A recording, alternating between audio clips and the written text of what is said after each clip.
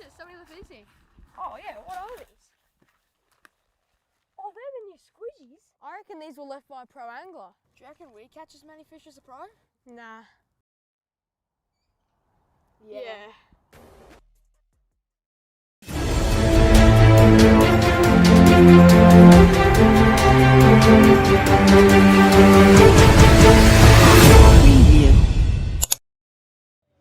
G'day, Starlo here and welcome to day 2 of the Shimano Victorian Brim Open on the beautiful Gippsland Lakes. I'm here at Metung at Shaving Point and we've got a much different day to the day we had yesterday. At the moment virtually no wind and the forecast sounds really nice, but maybe it'll be too nice. If it's super calm and sunny, will the brim be harder to catch? We've had some great bags on day 1. Can they increase on them on day 2? And what will that leaderboard look like a couple of hours from now? Stay tuned and find out.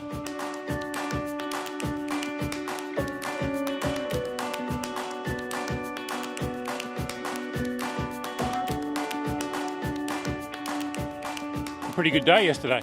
Yeah, had a great day, yeah. Caught some massive fish and didn't get big numbers, but just the right quality fish. So.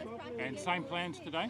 Exactly the same thing. Hopefully it was a bit more wind yesterday, which has helped me. I'm worried about it might be too flat today, but we'll certainly start there and hopefully the fish are still there. Morning, Mr. Mayberry. Morning, Josh. Give us your favourite Shimano reel and favourite squidgy of all time. Favourite squidgy of all time is probably the BioTough, discontinued BioTough fish in the pumpkin seed. Favourite reel, Twin Power, 2500, 2000. Yeah, can't go past them. How you going to go today? Favourite Shimano reel?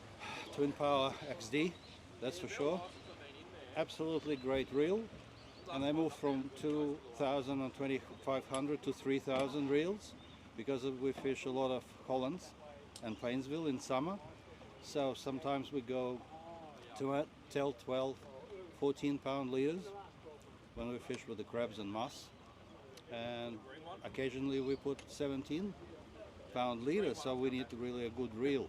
One of them is HD, high gear, and also Stradics are also moving to the 3000 C, which is compact, to the 3000 size on Stradics. Now that's great reels.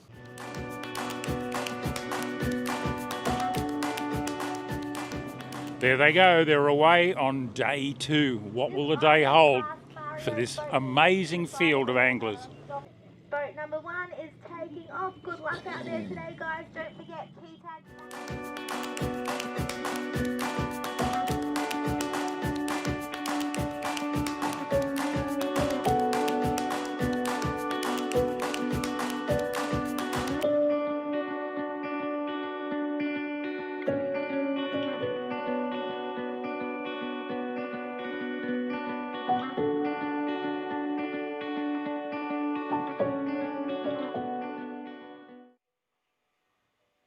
Well, good day and welcome back to ABT HQ here at Metung.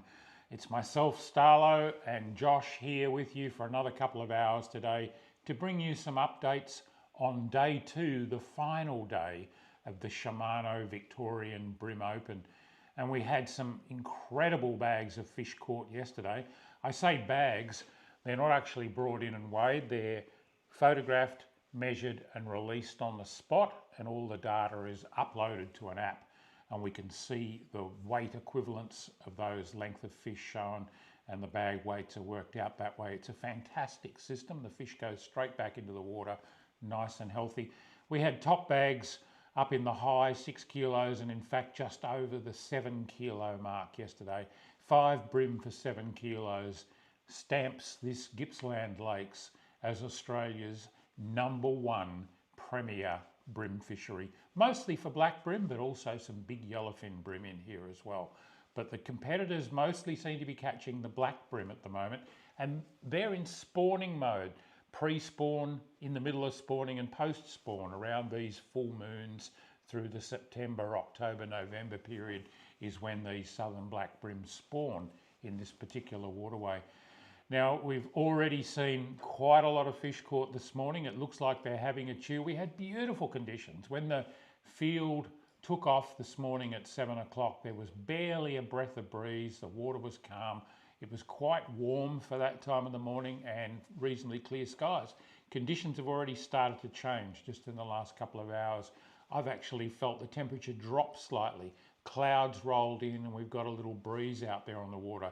But you know what? I think the competitors will probably be fairly happy about all of those factors, because if anything, they'll make the fish bite that little bit better.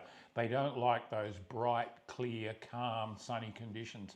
That's probably the most difficult conditions to catch bream in.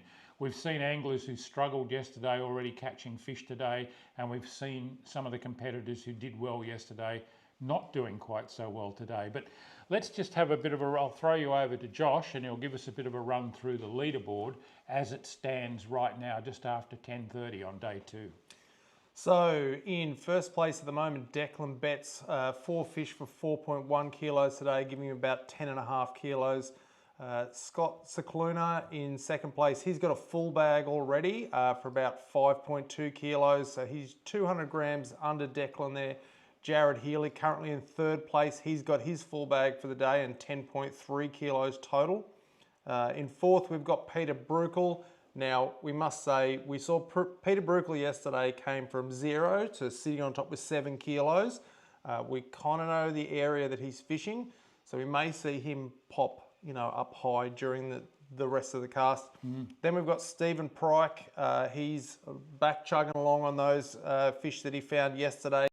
Did give us a little tip that he's going to try his secret spot today, so I don't know I like where he's sitting. I mean, he's been up there in the top of the field since pretty much the get-go, and sitting there in 5th, he just seems to exude a bit of confidence to me. If I was a betting man, I'd be keeping an eye on Stephen. Hopefully he'll bring it home later on in the day when that weather changes up a bit. 6th place at the moment, we've got Michael Blomquist. He's got 2, he's sitting just under that 9 kilos. In 7th place, we currently have Paul Holmes with 3 fish so far today. Mitch Nichols with 4 fish for the day.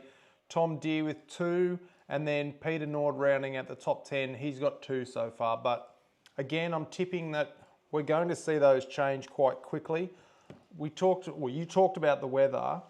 I think that the weather conditions we've seen, as you said, that little bit overcast. The forecast is for that wind to pick up at 11. I imagine a bit of wind on that water. A lot of them are going to be parked up on that Mitchell Reef. So now we kind of know, we can probably tell the stream. Many of the best bags yesterday came from the mouth of the Mitchell River on the reef.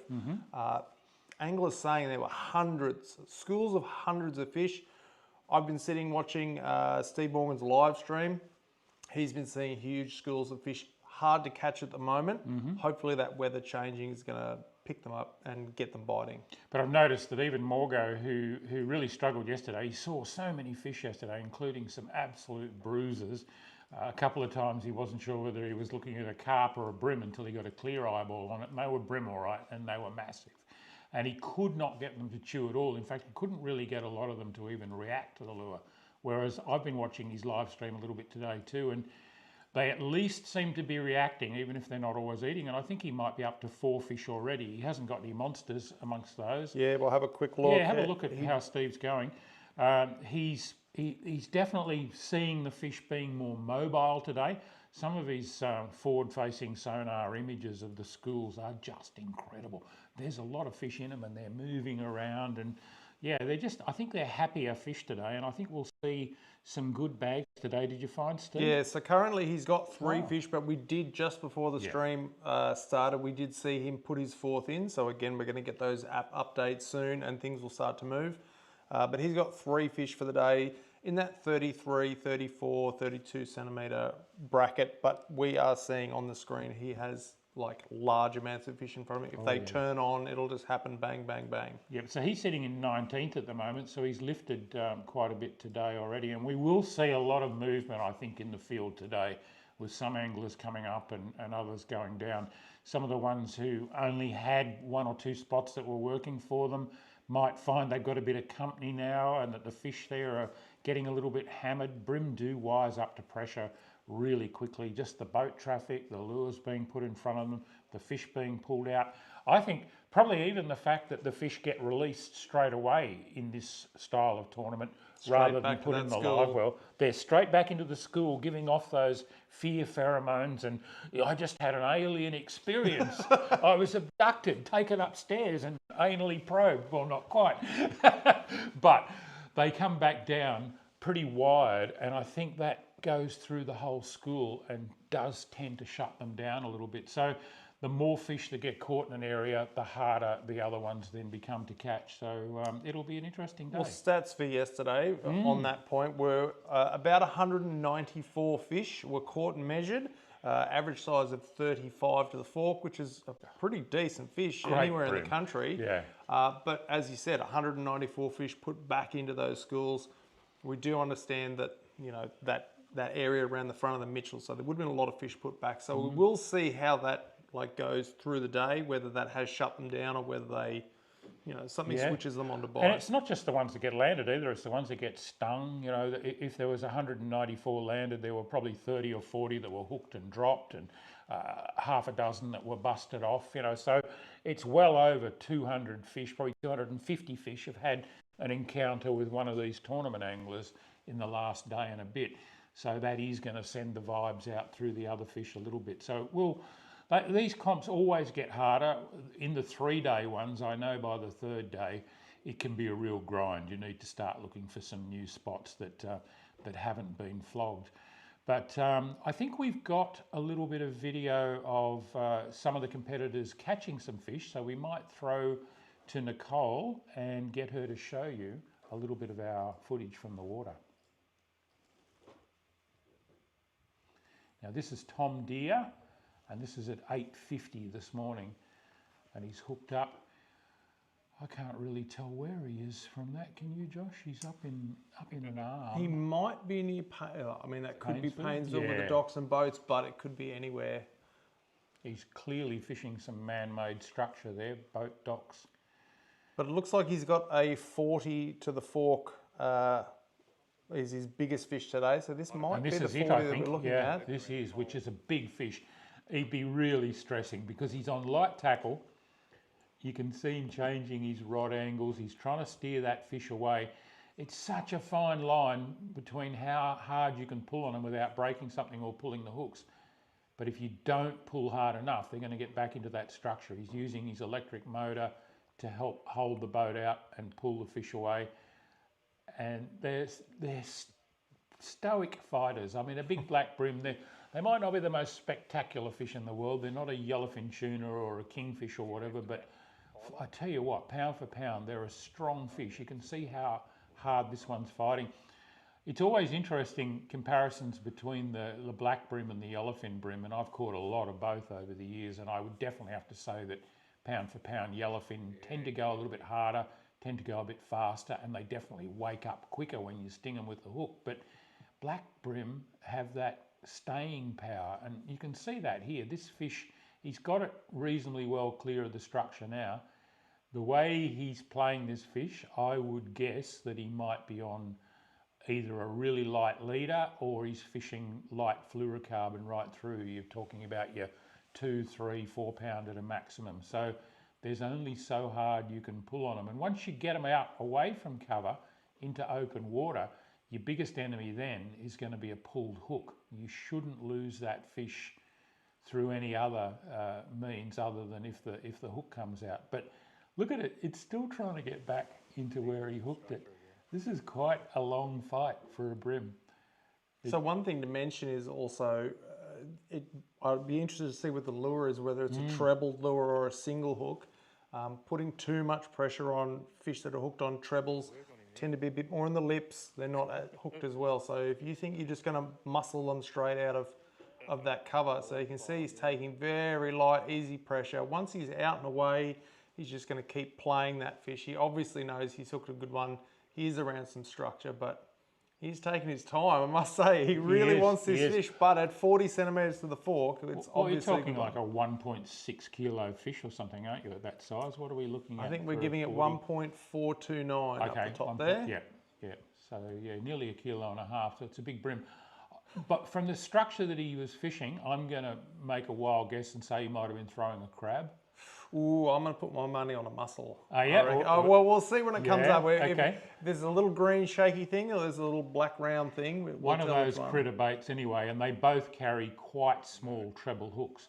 So you can pull differently on these fish if you've pinned them on a soft plastic on a jig head, a reasonable size single hook. You can usually go a fair bit harder, but those little trebles, while they're great for hooking the fish on the initial pickup, they can let you down. And this would be a really bad point at which to lose a fish of that size.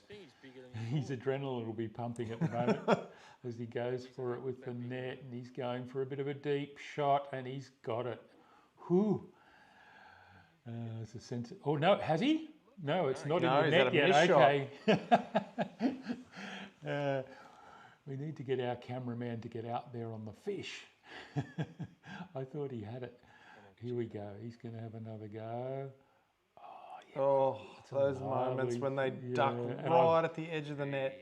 And I've had the hook come out there so many times. Nice work. Ooh, That is a beautiful fish. You can Nice colour too. see the relief on his face. Oh, that's a solid one too, isn't it? Look at the thickness of that brim. Let's see if we can work out. Oh, we're not going to see what the lure was.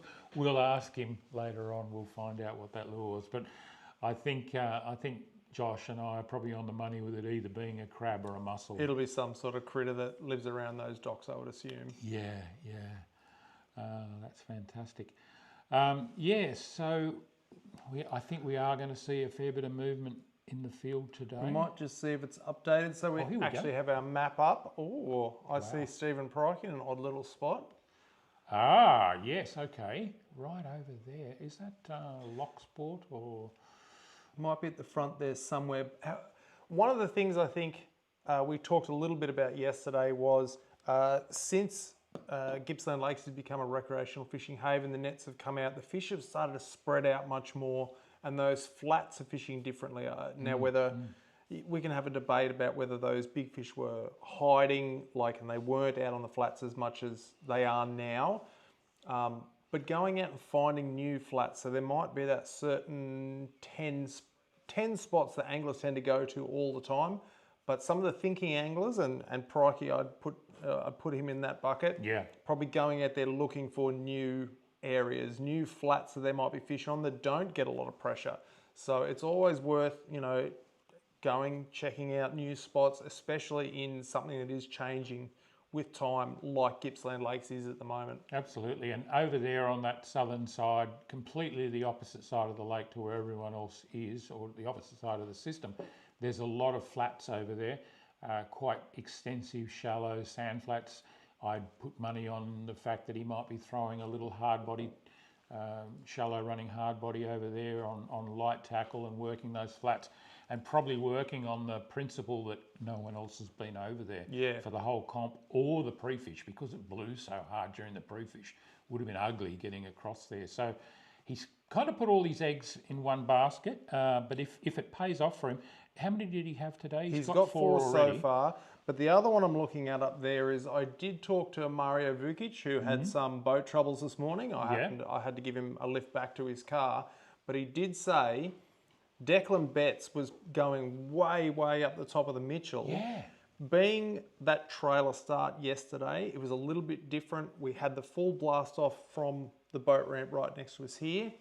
Now, Declan has had to spend, I think he said it was almost an hour and a half to get to where he needs to go today. So leaving at 7 o'clock, he might not have got up where he is at the moment till 8:30. He's also going to have an hour and a half to get back. All those rivers being 5-knot zones. Exactly. So that's something that, Declan has obviously... Well, it's paying off for him. Look what he's caught definitely. already. He's got 4 lovely fish that he's caught up there since he got up there. And here he is catching one of those. So this is obviously his 34 and a half. Great shot of Declan there. Great shot of the plumber's crack there. Yeah, that's good.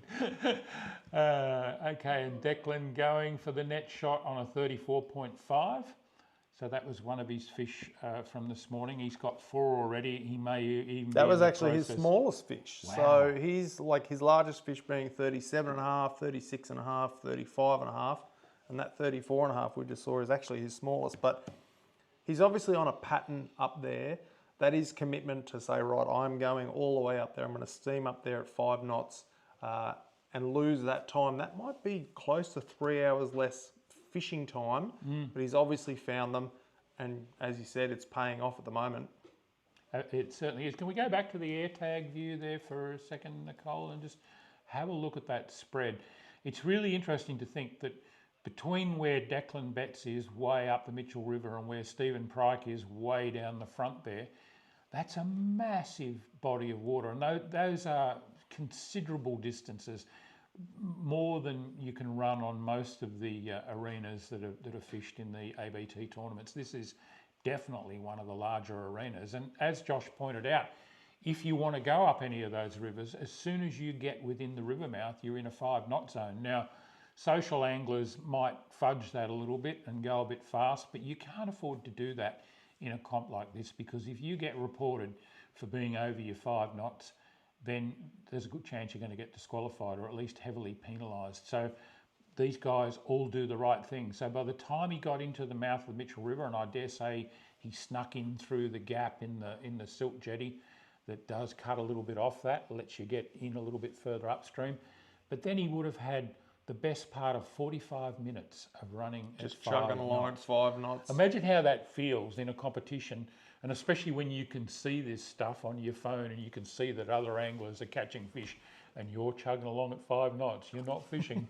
You've put all your eggs in the basket of getting up to where Declan is at the moment, and it's paying off for him. I was just about to ask, do we have Peter Bruckle, our day 1 leader? He's just pinged. Looks like he is... Well, he's in that... We talked this morning, I was talking to Steve Morgan about the fact that it's the staging area off the mouth of the 3 major rivers. You've got the Tambo, the Nicholson and the Mitchell River all flow into one enormous bay there. And these fish that are spawning up in those 3 rivers, they go well up into the rivers looking for a certain salinity level to spawn in. Almost looks like he's at the mouth of those silt jetties of the Mitchell River. Yeah, okay. So that could be that Mitchell Reef, is it, or is that further out than that? But certainly the fish are coming out of the rivers after spawning. They're hungry after spawning, and they're in big schools out there. And that's where Peter is at the moment. And we've just had Jason Mayberry, the Shimano Pro Angler, ping there as well. He looks like he's in a bay just on the western side of the Nicholson, the mouth of the Nicholson. So I believe there's some flats there, so he might be... Yeah, I'd say all this area here. Very interesting. Do we have any other capture videos at the moment, Nicole? Got some angler updates. Let's have a look at those. It's been a tough morning, guys. No fish. Had 1 bite. The fish just don't seem to be here. We have picked up a few schools on the sounder, but they're just not biting. So hoping for wind or tide change, or just hopefully they magically come on. But I've got nothing else, so I'm just going to stay here and die here. All right. Yeah, well, update is it's pretty tough today. I think I got 3, and yeah, hopefully we get a little bit of wind and it all turns upside down a bit. G'day, Matt Keaton here. We're out in Lake King and there's no wind and there's no fish. So let's hope something changes before the end of the day, because it's slow. Anyway, wish me luck. How's it going? Mitch Blomquist, VIC Open. What have we got? 9:41. Got 2 in the bag. Yeah, just need to fill it. Probably need a bit of wind and we'll be right. Cheers.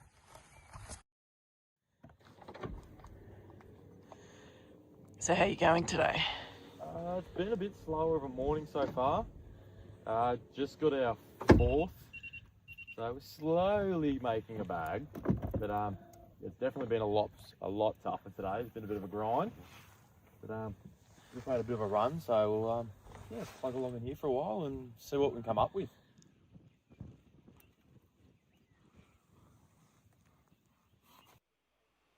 And there they are, grinding away. But you can see how much that weather's changed if you watched the start that we showed you at the beginning of this live stream.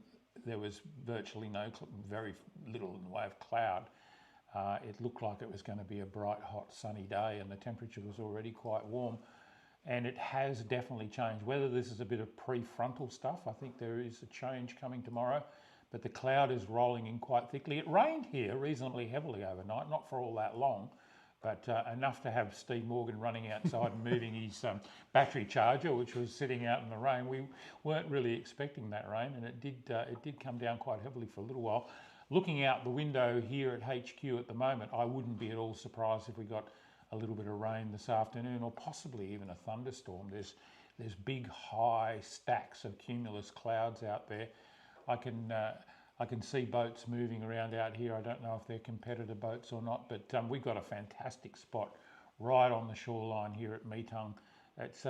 It's a wonderful part of the world, isn't it? I've been spending the last 2 days watching other people fish on the screen and looking out this window at that the wonderful embodiment of venue. FOMO. Yeah, absolutely. We're sitting here thinking, oh, I wish I was out there. Makes me want to bring my boat back down here and spend a week or a fortnight or something. There's so much water to explore, isn't there? And obviously a lot of big bream out there. And if there is like inclement weather, there's plenty of little rivers you can pop up. There's spots you can go to, so it's not a total washout. But there's some other places like let's say Malakuta or Bream River, where when it blows up, it's very hard to navigate. Whereas here, I think we've rattled off, 6 or 7 different boat ramps that you can launch from. Well, that's it. You wouldn't necessarily stay here and launch and run all the way. You'd go up into those rivers and launch up there. And all the ramps here seem to be pretty good too.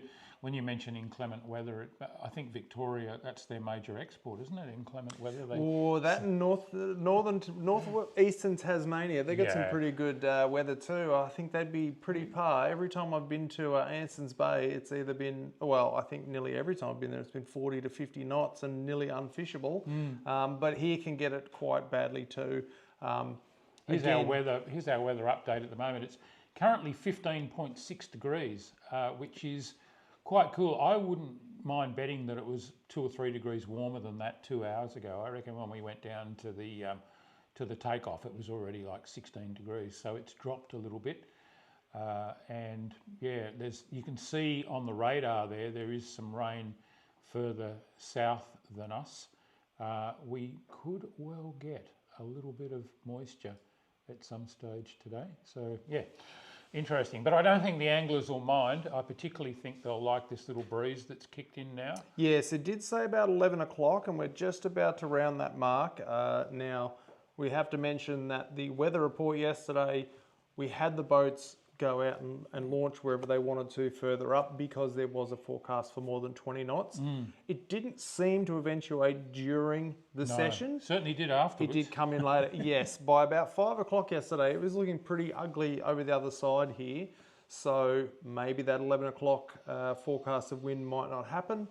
Hopefully it does. Again, wind is your friend when you're fishing. I think one of the biggest mistakes that I made early in my angling career was I want to get out of the wind, go to that nice calm bay. Now, whether it was barra fishing, bass fishing, bream fishing, if you go to that calm, glassy, it feels nice to be here, and that's not necessarily where the fish are. And somebody once told me, no, you want to catch barra, go to the back of the windy bay. You want to catch bream, go to the back of that windy bay. It's not necessarily nice for you, but the fish love it. And people would say it pushes, phytoplankton, the bait fish go after that. For sure. That's where the fish are. But it gives them cover too. I think the fact that the surface is all broken up, it makes the fish feel a lot more comfortable. They're not as easy to be spotted by things like cormorants and sea eagles. Probably even makes it harder for the seals to hunt them. Seals are a bit of a factor to contend with here in the Gippsland Lakes. There's more and more seals coming into this system, and if you drive for an hour to get to your preferred spot for the tournament for the day and find Sammy there when you get there, it's not really a good look, is it? No. Well, Steve was telling us the story of up towards the front, the yellowfin, that he'll try and target. There'll be a big school of them swim around, and once dolphins or seals go through them, you're going to have a tough time getting them to break away from any cover to try and eat something. Now, I think we just had an update there. Something pinged, and the screen seemed to change a little bit. But so we've still got Declan on his 4 fish for today. Declan Betts, he's got 4 for quite nice fish, but no real big kickers in amongst those. But he's up to a total of 9 fish for the 2 days for 10.54 kilos. That's a pretty good average, isn't it? Again, we talked about it yesterday. I think 15, 20 years ago, an average of a kilo per fish was something to really talk about. Did you see that tournament on the weekend where someone caught, 10 fish for 10 kilos? Here, we were only at 9 fish. We were already at that 10 kilo mark. And going on yesterday, a 14 kilo bag for... That's an average of 1.4 kilos over 10 fish. It's an amazing fishery here. It is a phenomenal fishery. I remember fishing the very first ABT tournament down on the Derwent River in Tasmania. And in those days, and until quite recently, we'd probably have to regard the Derwent as the premier big bream fishery in Australia. And they had the big super tank there for that, and all the competitors brought their fish in and put them in the tank. And across the 2 days, I think we ended up with about 300 bream in the tank, and I reckon 4 of them were under a kilo. The rest were. It was well known for not. You were hard pressed to catch a fish under a kilo in the Derwent. But the fish they're getting here are averaging even bigger than that. Those fish probably averaged between sort of 1.1 and 1.3 kilos. We're getting a lot of fish here in that 1.2 up to sort of 1.6 kilo range. I mean, the average is still around that 35, and a 35 is going to be just under the kilo mark, but there are a lot of big fish coming in as well. Yeah, so I think 35, just under a kilo there, so 977 grams on a 35 and a half, but still, as we said, that's the small fish in a lot of people's bags. One thing to note, we have seen a couple of actual small fish come in today. One thing we mentioned yesterday was that there is no size limit. So if you catch a 10 centimetre bream, because they're not being kept, they're just a photo, release them back, the anglers can actually measure anything. But we didn't see any real small fish yesterday. No, I think there was a 23, someone did have a 23, but that was one of the few that was under the 30. But here's a 21 for Stephen. So that's interesting. That might be a bit of a reflection of where he is today too, over the other side there on those flats. I did see another one in here as well somewhere. Somebody had a smaller fish, but we've seen a couple of smaller fish come in today, which is, something to note. There's a 28 there. I mean, yesterday we were seeing very few that were under that 30 centimetre mark. And again, anglers are out there measuring to the fork, gives a more accurate length. Yeah. But also that means a 35 would be, what do you reckon that'd be total length? 38. And most people that you'll see will measure their fish to the tips because it's a bigger number, of course. It's much better to say I caught a 50 centimetre fish than I caught a 40, 45. Yeah. I mean, I guess the magic figure, the dream fish for a lot of us who spend a lot of time chasing bream is 50 centimetres, but we're talking to the tips. I've never caught a 50 to the tips fish. I've caught them up to about 48 and a half, pushing 49 to the tips, and those sort of fish are around your 46, 47 fork length fish. All right, story time, Starlo. Tell me, what biggest fish by length and or weight? Like, what's your biggest bream? My biggest bream, I caught it just a couple of years ago on a muss, on my 5th cast ever with a muss. I was the biggest I think there's a video of it. I did. I've done a YouTube video on my Starling Gets Real channel about it. And I was a bit of a skeptic about the mussel lure. I sort of thought, how can you have a lure that represents a thing that lives stuck to a pylon? What do? Swim out the night before and super glue it to the pylon and let your line out and then wait for it, bream to swim past? But what I didn't stop to think about, of course, is that mussels do get dislodged and they fall off the pylons. And if one's bouncing along the bottom, the bream doesn't stop and say, where did that come from? He just goes crunch. So anyway, 5th cast with a muss, everything came up solid. I went, oh, this is a pretty good fish. It went really hard, and they've only got a fairly small treble, so I took it reasonably easy.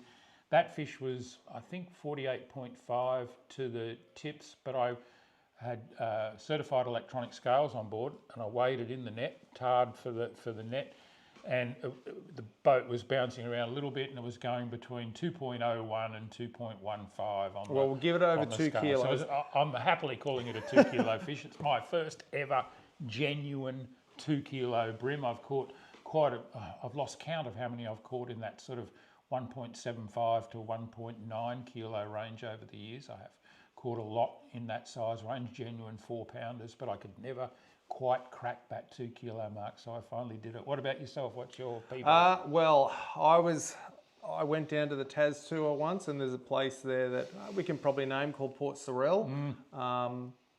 Famous or infamous for its huge bream. Huge, often uncatchable. I spent a good 5 hours looking in there, and I thought, this place is absolutely sterile. I do not see a thing. There's no bait, there's no fish, there's nothing.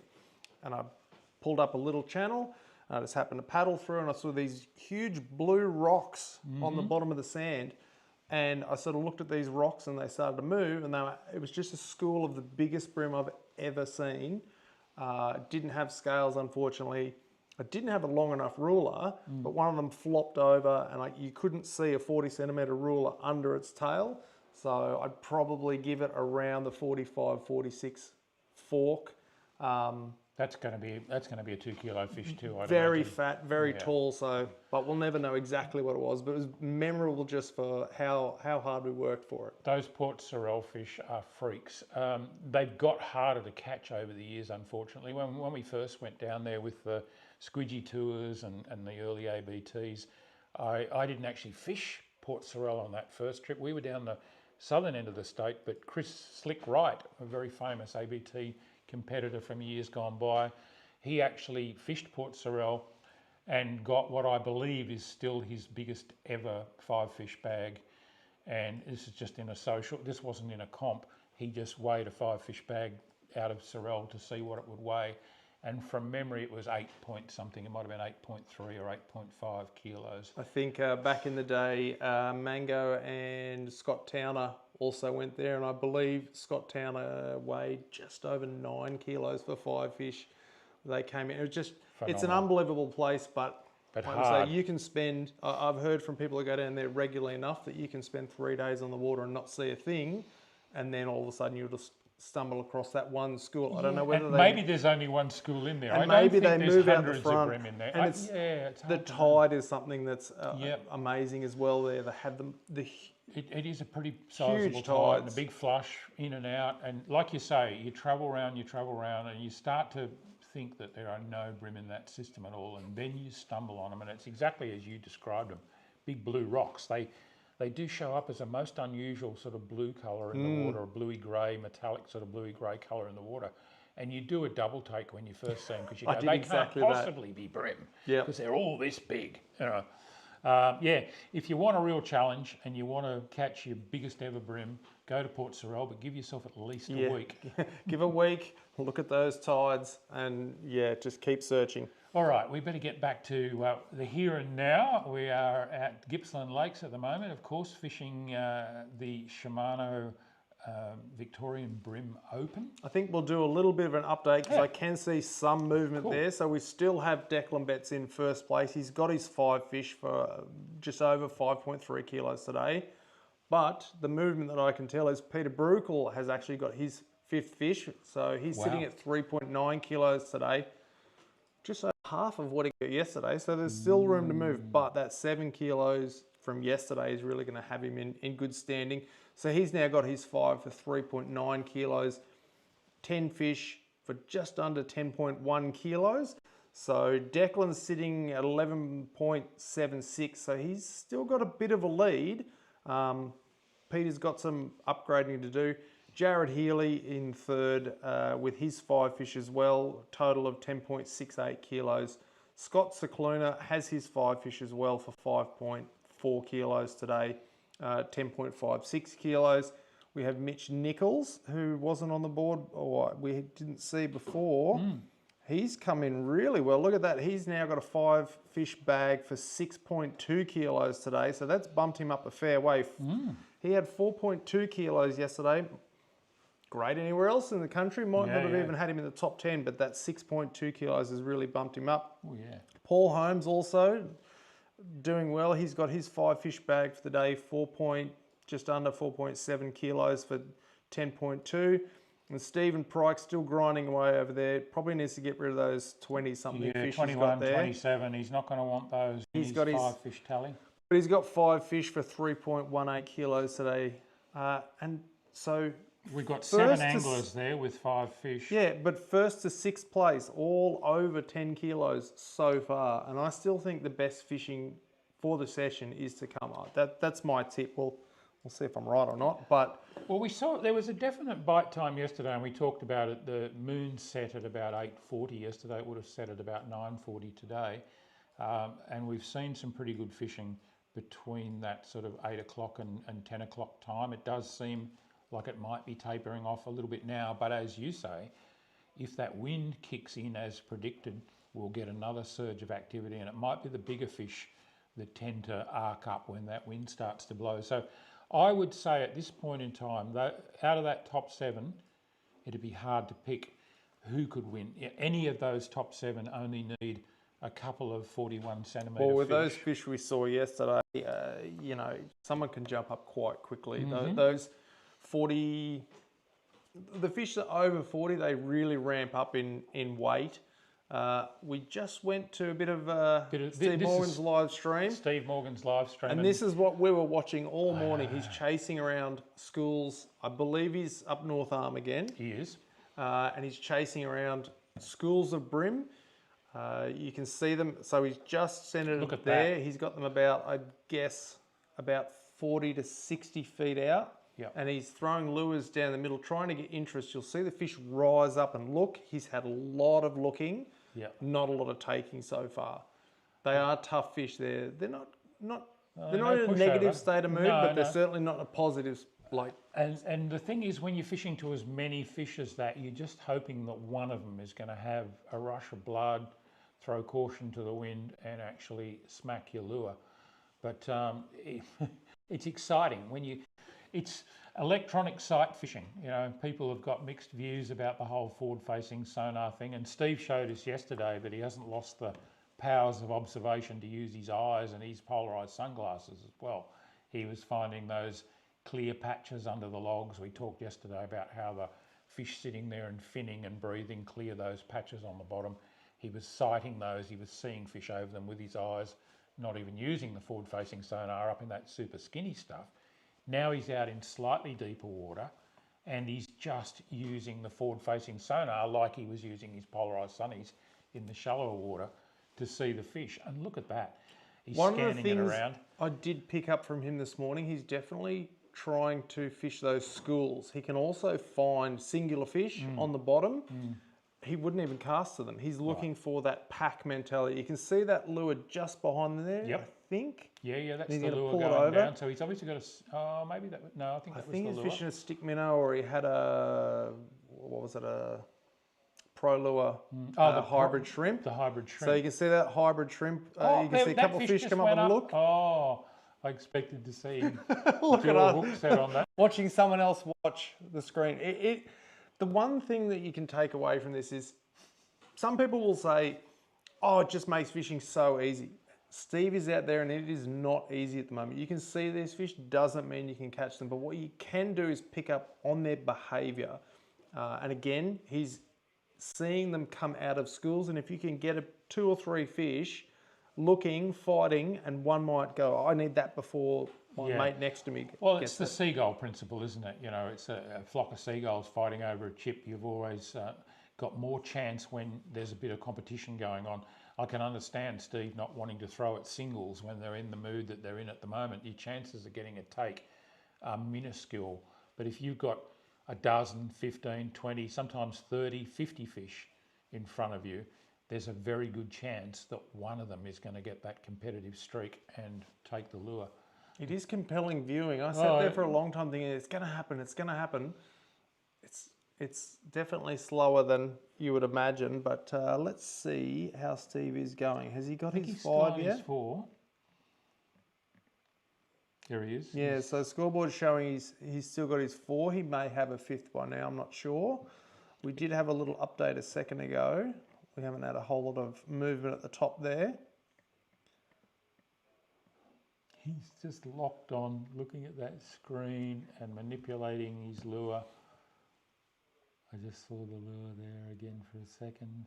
We talked about it yesterday, but it's a very good learning experience. If you tune in on a Saturday morning, you've got nothing else to do, you're having your morning coffee and there happens to be an ABT or a Shimano Victorian Open, watching Steve, he narrates his whole way through. He'll tell you his thinking. He's just talking as he goes.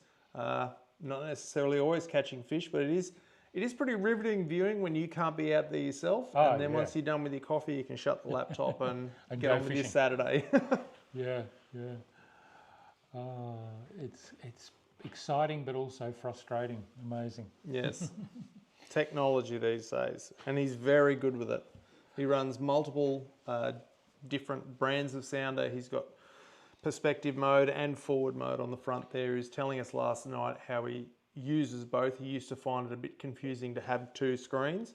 But one of the things he mentioned was you have that perspective mode that will look out and he can find the school and he'll immediately look to his forward facing unit and then he'll actually fish them. So it's amazing. I was walking along looking at the boats this morning. More big screens there than a Harvey Norman showroom, I reckon. It was just massive. The fronts of the boats are just becoming so dominated by these huge screens. But when you can see the stuff that they're doing with it, you can understand why. There are very few competitors now who don't have it, and it's a bit hard to be competitive, I would imagine, if you don't have it. I would actually say sometimes not having that distraction and just going old school can be an advantage. I have definitely myself been out, used it, and then said, you know what, I need to get my eyes off the screen, just go do what we used to do, which is have a lure in the water, covering water, and I'll have days like that and catch more fish. We've just gone back to the map, so we can see Declan Betts still a long way up the Mitchell. I have a feeling he's probably going to stay there the entire time. He's committed. He's committed because he's got at least an hour's run back to the hotel from there to put his key tag in this afternoon. So, you know, his last fishing will probably be at like 1:45 or something like that. So he can't really go anywhere else now. He's put all his eggs in that basket and he needs to stay up there. But I notice not a lot of movement from anyone else either. Stephen Pryke has stayed over the far side there. Most of them are staying pretty much where they are, which tells me they're either catching fish or they're seeing fish. They know they're on fish. Or they're waiting for them to fire up with that wind. Also, change. we see the two Peters from Hurricane Lures. They've actually moved a bit closer to each other. So I think Peter Nord's come in towards Peter Brukel there. They're probably fishing that Mitchell Reef. And then we've got Mitchell Blomquist, Daniel Kent down in a similar area. Now they were second and third, I believe, at the end of yesterday. But Mitchell's sitting in ninth at the moment. And then Daniel Kent, where was Daniel? We saw a little video of Daniel before. We talked to him this morning. But Daniel Kent at the moment doesn't look like he's got any fish so far today.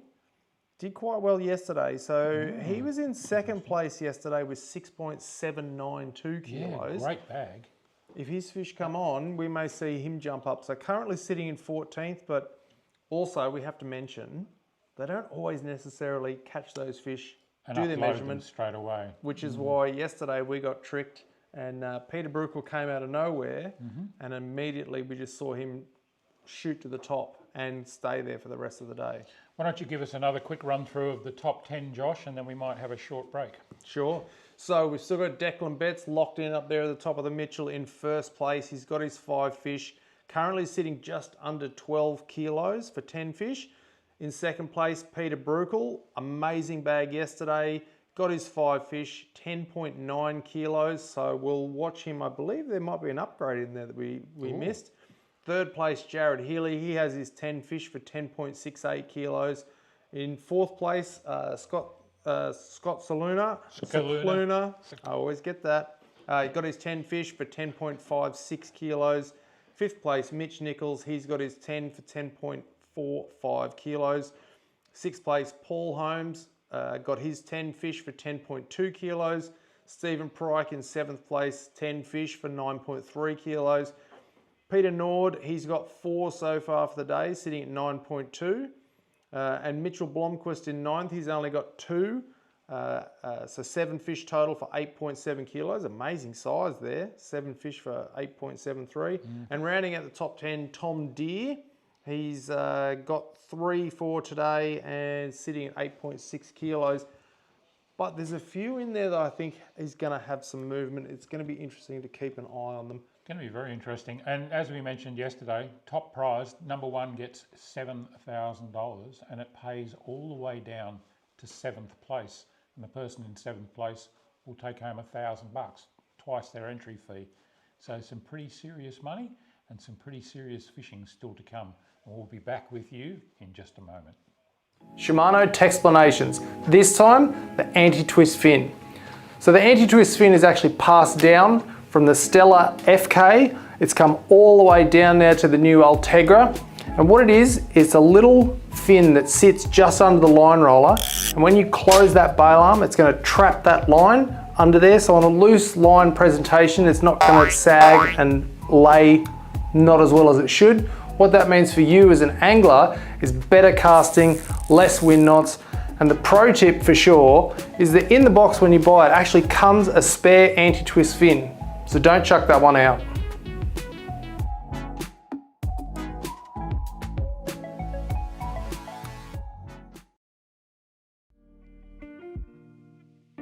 This year, Shimano unveils the Artiesta range of spin rods specifically designed for light tackle for nest fishers. And with Shimano's legacy of durability, these Artiesta rods will provide years of happy fishing experiences targeting all manner of species.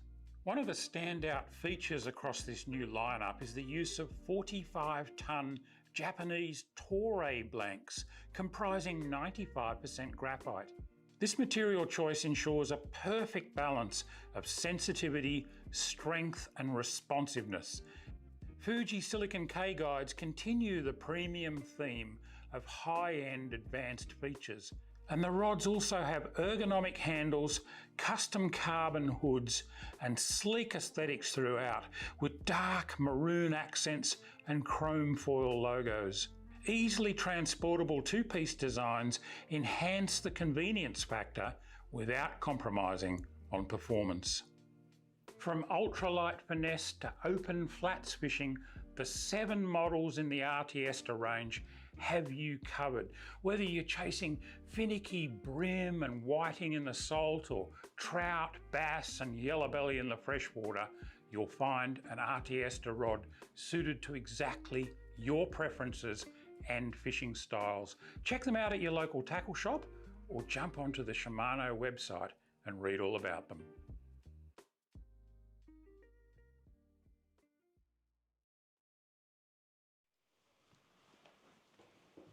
And here we are back looking at Steve Morgan fishing live up in the north arm of the Gippsland Lakes, up towards Lakes Entrance itself. And he's been finding a lot of fish up there, struggling a little bit to catch them, but he has got 4 this morning, none of which will be big enough to really excite him, but it's still quite a nice bag.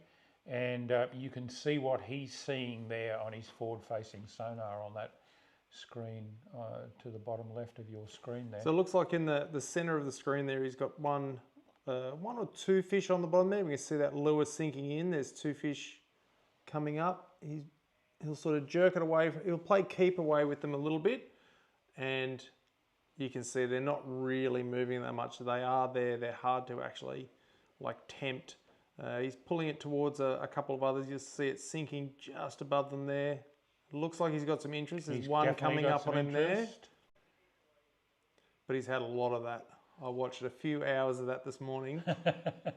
Is this live or are we, okay, yeah. This is live. I was going to say, I didn't know whether it was a catch, but we've watched that many times this morning. Is fish come up interested and refuse. But he'll keep doing that and eventually he'll get some commitment now. Whether Look at that mob of fish.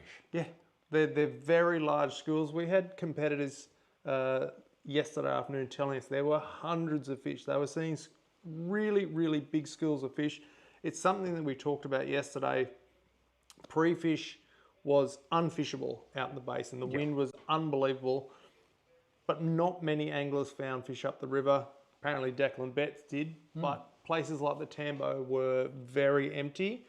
It looks like those fish have moved out there in large groups out the front of the rivers where they couldn't actually fish on the pre-fish, but they were definitely seeing them yesterday and obviously caught them because We talked to them all at 5:30 a.m. yesterday morning, and when we started the show yesterday, they were all pretty lackluster on how they went and how they felt about it, and then they went out and caught, you know, bags that most people would be amazed by.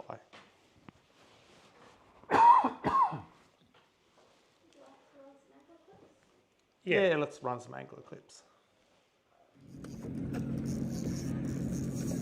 So Prikey early on, 7:20 a.m, he must have just pulled up and thrown straight out for this fish. This fish won 7:20 a.m. Looks like he's got some company there, so I wonder, that looks like Peter Nord's boat. But he's obviously on his first fish. Again, taking it easy, he's out in the flats. Fished a mix of plastics yesterday, some hard bodies. He did come in and tell us he was trying to upgrade his fish, like bigger fish, by using larger plastic. So I believe he had sort of a 4-inch size plastic, and just trying to upsize those fish. Bit of a stab at the net shot there, but he looks happy. It is always nice to get, you know, off the mark at 7:20 a.m. And here we go, fish number 3 at 8:02. So he's obviously had a very quick flurry at the start of the day there. And you can see what the conditions are like over the other side there where he is. There's very little breeze on the water. It's quite calm, isn't it? Yeah, we're still not seeing that 11 o'clock breeze that was forecast. Again, it might come in a little bit later, but I think wind is going to be the key for these anglers. They're going to be struggling to put together what they can in these conditions at the moment. We talked about it yesterday, we talked about it a little bit today. It might be nice for you, the angler out there, but the fishing is definitely better when that wind picks up. Stephen will be a little bit disappointed that he's gone all that distance. He's played his wild card and gone to the other side, and he's only mostly finding quite small fish. Now here's Peter up. On that Mitchell Reef, it looks yes, like. out the front But there. you can see the conditions where he is. We played a little when he was having a chat before about his morning, the mid-session update. That is a mill pond. That is really calm. At least you've got a bit of cloud overhead, which is going to make it a little bit, it's going to make it one step better than if it was a blue jay sky and water like that. But he's found them. He's tempted a couple of fish. This looks like a reasonable sort of fish. But if this is fish 1 at 8:45, he's obviously done nearly 2 hours out there, which, you know, going with a lead into day 2, you know, little butterflies, you get a bit nervous, you know, you haven't caught a fish. So this is probably going to be some real relief getting that first fish in the boat. Yeah, he would have liked it to have been a bit bigger, I'm sure, though. It's just one of those 32, 33 type fish, I think. Yeah, so he's got a couple of 33s and a 32 in there. Here's his third fish at 9:20. So he's had a bit of a flurry too, 8:45 to 9:20. He's got 3 fish, so that's going to have him feeling much better. He's obviously got his 5 now, but yes, getting those fish to start are always, just gets rid of the nerves. Sure does. Yeah, you want to get those 5 on the board, and then you can go looking for the big stuff. Change up your tactics a little bit. And we were speaking a little bit about boats yesterday. Peter Bruckel's boat, lovely boat. We've seen a lot of, or some of them, go away from those old carpeted bass boats. Much more comfy on those, you know, sea deck style floors. Yeah, very nice. And a lot more of the crossover boats, the bay boats, flats boats, a little bit bigger vessels than a little bit more freeboard. up the side, yes. Yeah, absolutely. And I think Victorians, I think, tend to err that way because, as we mentioned, you can struggle with the weather a bit down in this part of the world. It's not always favourable. That's another reasonable fish, but not one of the big bruisers. Here's Jared Healy with his second fish of the day at 9:30 a.m. this morning. You can see that cloud cover starting to come in. It's got even heavier since then. Again, he's out in that open water. For people who don't know this waterway, might think, "Oh wow, they're out in deep water." It's not deep. No, not at all. They're probably only in 1 to 2 meters of water most of the time there, aren't they? Huge flat systems. It is a very channels are quite deep here, but very large flat systems, reefs, snags. Steve Morgan was telling us this morning entrances to a couple of rivers have logs just under the surface, so it can be a bit tricky, and that is why there are those 5-knot zones as soon as you enter the river. That last fish was on a small hard body, I noticed, and hard bodies, floating diving or slow sinking hard bodies are a popular choice out on those flats. They let you cover a bit of water. You can get them in front of the fish, and the fish quite often respond to them. We've gone back to watching Steve Morgan live here up in the North Arm, up towards Lakes Entrance Township, and at the moment he's scanning around looking for another group of fish. He might have given up on that previous mob, just decided they were not going to bite. Several of them had followed, but he just couldn't convert them. So he's moved a little bit, and you can see him scanning around looking for some more. He just flashed across one there, and we hopefully might see him pick up on some more fish there. He has made comment a couple of times this morning that they're moving very quickly. He's actually been questioning, like, are these bream? They're moving so fast. They are moving around. Oh, it looks like he either had a bit of a touch there. But yes, he has commented, so following them around is something he's really had to do. They seem to be in this pattern of moving about. It looks like we just had a bit of an update. Look at those fish. They're well up off the bottom. They are travelling. You can see them. You can see them moving. That's a group of about 6 or 7 fish, maybe more. And now they're going down towards. One of the fish has gone down towards the bottom. They're all going down towards the bottom. That might have been his lure in amongst them. He's looking very attentive there. His eyes are locked on the screen. He's working the rod tip, shaking that lure, keeping it right in front of them. Can he convert one of these fish? They're definitely following his lure, and they're getting closer and closer to the boat. You sort of get to a point of diminishing returns, though. When they get too close to the boat, they become aware of you and the boat, and you can see Steve's body language sort of relax when he realised he's not going to get one. He's reeled it in and he's made another cast. Fascinating stuff.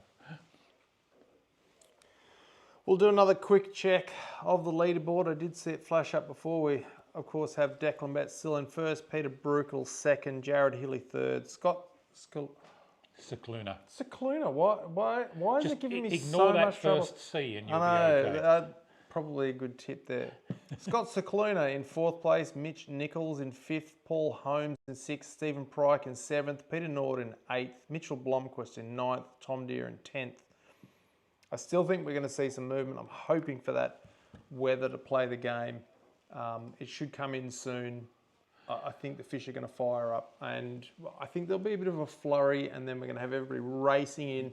They're all meeting back at the pub at 2. Yeah, the first tranche come in at 2 o'clock, and then there is a second wave that come in at 2:20. If you're around and you want to come down, have a look at the boats, see the guys, and actually see the presentation take place of the big wads of money that are going to be handed out this afternoon. That'll all be happening after 2:30, probably around 3 o'clock at the Metung Hotel. So if you're in this part of the world, come down and have a look. Some beautiful boats there to check out. It was great seeing them all assembled in the one area this morning. As we mentioned earlier, because of the strong wind warning yesterday, they were allowed to go and launch wherever they wanted to around the system, so that we didn't have boats being forced to make big runs across open water. As it eventuated, it didn't really come in until after the end of fishing, the main strength of that wind. There was certainly enough wind earlier than that to create some good fishing, but not dangerous conditions until much later in the afternoon. Today, the forecast a lot more gentle, so all the boats had to check out from the same spot at Shaving Point here in Metung. And to see them all together in one group, it's such an eclectic range of boats, you know, from a few fairly simple little tinnies, still very nice boats. Even the most basic boat in this fleet is something that a lot of people would be more than happy to own. And then they go right up to your real flash. We're seeing some of the rigs here now. You know, you've got your quinnies, and you've also got your full-on bass boats, very much the tournament-style bass boats, the American bass boats that I'd never seen one until probably the late 1990s. We started to see the first ones in Australia, and then as the ABT tournaments took off, we saw more and more of this style of bass boat. And they're made to go fast, get you from spot A to spot B, and then be nice big flat platforms that you can fish out of it. Plenty of room for nearly gear all and casting rods deck, and all that rod storage under the decks, plenty of room up front for your big screens.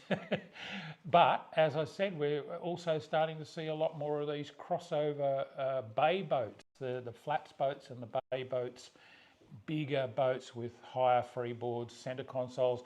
There's one in the fleet that's got a bimini top. Yes, Don't it really almost looked like an expect offshore boat. Yeah. But a lot of snapper fishermen down here too. There'll be, you know, brim fishermen for the comps and then snapper fishermen some of the other time. Haven't had any movement. We had a bit of an update, but no new catches yet. I think they're going through a bit of a quiet period out there. That bite period that we identified yesterday clearly kicked in again today at that sort of 45 to 50 minutes later than it was yesterday. So it was probably a 9:30. From sort of 9 through to about 11. Well, here on the screening, and we've got Mitchell Blomquist with his first fish at 9 a.m. A lot of those little catches that we've seen come in have been around that time. So we said it was going to be an hour later today, around 9:40. But he looks like he's fishing some structure. He's got his first fish at 9 a.m. Where have we got Mitchell at the moment? Mitchell's sitting in. He's giving this one a bit of stick. Sitting in 9th at the moment, so he's only got 2 fish on the board at the moment. This might be his 39 centimetre fish. Right. Looks like he's taking it nice and easy as well. Not quite as long as Tom Deere did on that 40. No, he's definitely pulling a bit harder on this one than Tom was on that lively 40 around the structure. I'd say this one might be on a bigger set of hooks and, and on a slightly single heavier hook. tackle. Might be fishing plastics around plastics, there. Yeah. And you can see the kind of structure he's been fishing there, stone retaining walls with boat docks and jetties that have got tyres and pylons, brim level. Oh, that's a nice fish. Nice net shot. Yeah. That fish came up, just put his head straight in the net. You always love those. Look, he's happy. He's a happy camper now that he's got that one on board. One thing I was going to say before, we saw a bit of a squidgies ad below, and one of the things that I know you've been excited about is the return of the squidgy bug, because I know you absolutely love those squidgy bugs. Conditions like this, paddling that squidgy bug across the top, especially in those summer months, is going to look just like a prawn paddling its way across the top. Really effective technique, especially places down here. Surface really is amazing down here. It's probably a little bit early in the year for top water fishing. You'd still get the odd one, but I wouldn't be doing it in a tournament. You'd go out and do it for fun. But we designed the bug originally to be used unweighted on the surface. Funnily enough, I've over the years used it a lot more down deep on a jig head, but it is still really good in that unweighted scenario, just paddling across the top. I'm so delighted that the bugs come back. There wasn't a week went by when someone didn't say, bring back the bug? Yeah. Well, we've done it. We brought back the bug and we brought back the lobby. Both the squidgy lobby and the squidgy bug are back. So that's really good news for all the squidgy fans out there, and I know there are plenty of squidgy fans out there. And there's 2 new ones as well. We've got the Glimmer, which is a really interesting soft plastic. It's a straight-bodied soft plastic with an actual tail of fluorescent fibres, reflective fibres, and that's going to have lots of applications as well. And the squidgy grub, I mean, everyone's got a grub in their range, every soft plastic manufacturer, and this one has a nice, big, strong tail. Oh, huge tail. It's got a very good body roll, so if you actually just sort of slow roll it through the water, you'll actually see that hook turning side to side, that big thumping tail. And what we did was we actually took the old squidgy BioTough grub, which is just that little bit too small, and just enlarged it, just made it that perfect size for flathead brim, you know, those kind of things around here. Certainly as a big brim, as an upgrade lure, it'd be something I'd be looking at in a tournament like this. If I had my 5, I'd probably change to one of those grubs. They're a fairly big lure for a brim, but that does tend to select for those bigger fish. What I almost know the answer to this question, but what's your favourite squidgy colour or soft plastic colour in general? I'm a big fan of the natural colours, so of course bloodworm goes without saying, wasabi,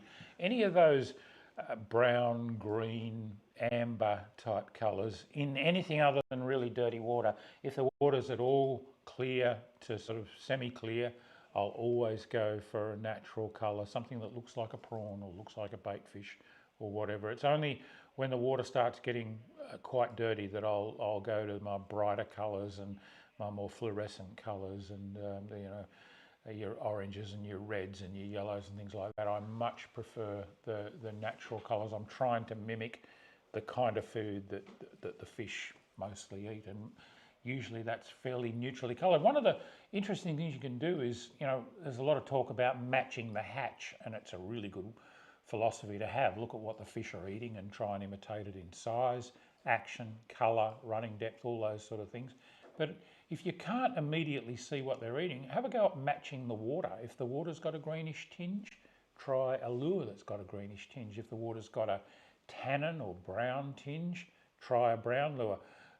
It's interestingly, red kind of turns brown in that tannin coloured water, so red lures can often work quite well in tannin coloured waters. And another thing that's worth trying, if you try those two things, if you try matching the hatch and that doesn't work, and you try matching the water, it doesn't work, another really interesting thing is to actually use a lure that's the colour of the fish that you're trying to target. I'm thinking there about mangrove jacks, for example. I've caught more jacks on red, brown, bronzy coloured lures than I have on anything else. Now, whether it's because they're cannibalistic or whether it's just because their eyes are well attuned to seeing the kind of colours that they carry themselves, I don't know. But matching the target can often work really well when you're picking soft plastics. A few little tips there. Something I've always wondered myself, where did bloodworm, the colour, come from? Because it's a colour that's gone everywhere. It was obviously squidgies, as far as I know, that bloodworm colour first came out in squidgy nearly 25 years ago now. Yeah, that's right. And it's strange to have like a pinky with a blue glitter with and a fleck in it. Yeah, and that blue fleck I think did make a big difference to that lure. I don't know. It's Bushy and I were trying to find something that was close to sandworms, squirt worms, beach worms. You look at all of those things, and they've got this kind of drab base colour, a reddish, brownish, amber, nondescript kind of colour. But as you turn them in the light, they also have this pearlescence. Yeah, this oily kind of look to them. Beachworms are a classic example. You get a bucket of beachworms and shake them around, and particularly up towards the heads of the beachworms, there's shiny bits that actually reflect. Give off a blue. Yeah, kind of, almost like a rainbow effect, So if you can combine all of those things, and that's what we did with the bloodworm. And people are out there will be saying, yeah, but bring back the original bloodworm. Which bloodworm? I love getting 6 anglers and asking them to show me the original bloodworm, and they all come up with a different one. I'll tell you right now, I've caught fish, and plenty of fish, on every single variation. We didn't ever intend there to be significant variations in the bloodworm, but I've been told that what happens is when they mix the colours at the factory, it depends on the humidity on the day, the temperature of the mix and all that sort of stuff. It can come out just ever so slightly different. And so there are 50 shades of bloodworm, but they do all catch fish. You can have your favourites by all means. And I'll look in my tackle box and go, yeah, I like that one, and pull that out.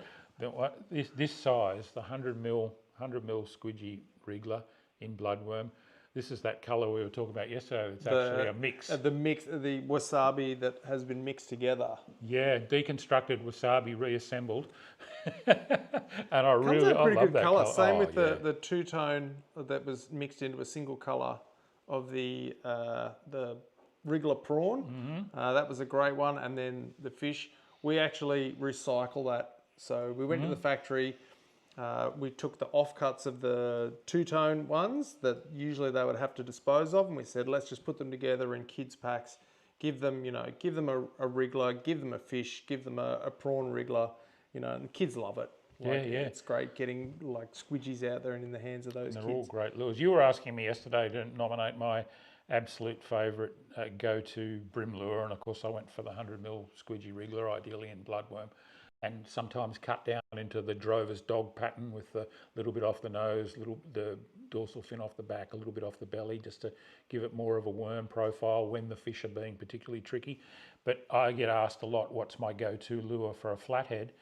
And it would be the 80 or 100mm squidgy fish, probably in the black gold, but also in the silver fox, both really good Silver bait fox fish is one of the imitation. favourites. Silver fox is a beauty. I'm lucky enough to see all the numbers of everything that gets sold around Australia, and silver fox is like by far one of the Is most that popular. right? Oh yeah, Yeah. yep, very popular. I'm That not and surprised. drop bear, great names too. Like, We had a lot of fun coming up with all those names back in the day. We used to have a few beers and sit around and kick ideas around. And drop bear is one that certainly struck a chord with a lot of people. Who came up with drop bear? Do you remember? I can't remember. They were long nights, and we all had our input. But yeah, it was a lot of fun. Has anything changed? I've seen a couple there? of flashes on the screen, but I don't think we've got any actual movement on the Still scoreboard. Declan Betts out in front. How much is he in front by? So he's on 11. He's about 800 grams, I guess, in front. So he's got 11.76 kilos, and then Peter Brukel in second currently with 10.94. So he's carrying a bit of a lead, but as we talked about before, a 41 centimetre, a 40, a 41, something like that can really shift that around. If Peter Brukel takes a 31.5, which is going to give him, 667 grams, and he swaps that for a 40, that might do, might be double that. Yeah, that's right. He's all of a sudden making that up, and then he gets a flurry of fish. We saw in some of the footage that we saw, they get on a little bit of a flurry, and it can be really slow. Nothing's happening. We talked a little bit yesterday about tournament tactics, and one of the most important tactics, I think, is just to keep going. Like, you'll have nothing happen, nothing, and then it'll just happen, bang, bang, bang. You talked about Steve Morgan saying you're only 5 casts away from 5 fish. Well, keeping a lure in the water, keeping fishing, it can happen very fast. It can turn around. You could see Peter Brukel swap 2 of those smaller fish for 2 bigger fish, or he might swap his smallest for his biggest, and it could flip instantly. Well, it's interesting. Declan is out in front by about 800 grams, but then once you get back into that 2nd, 3rd, 4th, 5th place, they're much closer together. There's only hundreds of grams separating those places, so it's really easy for there to be movement there. You could easily see someone in 5th go up to being in 2nd just on the basis of 1 fish. So, but having said that, Declan's got a couple of smaller fish as well that he could probably do. So he's got a 34, I mean, we say smaller fish, 34 and a half to the fork, because, a 900 gram fish would be pretty good anywhere else in the country. Sure. But when you've got 1.2, 1.16, as your first 2 fish, and then even his 3rd fish is still over that. Well, he's got 2 fish there that are under the kilo mark, so he'd be really keen to convert those into fish that were over a kilo, and that'd push him ahead. We've got our key tag map back up here. What we've got is 7 or 8 key tags, the tracking devices on some of the lead boats, so that you can see where they are. Now, it doesn't show you to within 50 metres of where they are, but it gives you an idea of what part of the system they're in. Stephen Pryke has definitely decided, I think, to stay over there on the far side of the lake, on the south side, fishing those flats. Even though he's mostly catching fairly small fish at the moment, he's obviously decided that that's where he wants to spend the rest of the comp. Could catch the wind though. It is a westerly wind, so it's going to be blowing across, and where Stephen is, maybe you're going to get more of that water whipping across. So someone like Declan up the river there, he's not going to see that wind it's quite not as really much. about the wind for where Declan is. No, if anything, he probably might be, again, chasing fish around on live, or he might be sight fishing them on the edges. But wind isn't going to play a huge part up there. It could be things like, cloud cover, all sorts of other things. But Stephen might be hoping that wind picks up. Again, we see the 2 Peters from Hurricane. They're sticking to their reef at the front of the Mitchell there. We've got Mitch Blomquist and Daniel Kent close by each other, and then we've got Jason Maybury. So they're all staying fairly close to where they were when we looked at them probably 20 minutes, half an hour ago. And here's Jason Maybury on his first fish of the day, which was at 9:45 this morning. You can see how calm it was. Now that'll be out the front of one of those room houses. See the big log piles there? It's an absolute minefield. It looks like you're out in the middle of nowhere, but there's actually quite a lot of structure. And as well as the ones that you can see protruding through the surface, there are others that are not quite breaking the surface. So when you hook a fish out in this country, you've also got to think about the fact that there's a good chance that it can go around one of those logs. One of those unseen logs too. Yeah, exactly. You can see his power pole there on the back of the boat. Most of the boats have got power poles these days, so they can hold themselves in position. Especially in this kind of shallow water. They come in much more on the windy days. It's very nice to be able to pole yourself down and just sit and work an area. What I love about them is when you hold yourself on just the bow-mounted electric motor, the boat windsocks around so that the bow is up into the wind. So you've got to basically fish over the top of the boat. Whereas when you put your power poles down, it's exactly the opposite. You hang downwind and you can stay up on the bow and fish with the wind behind you.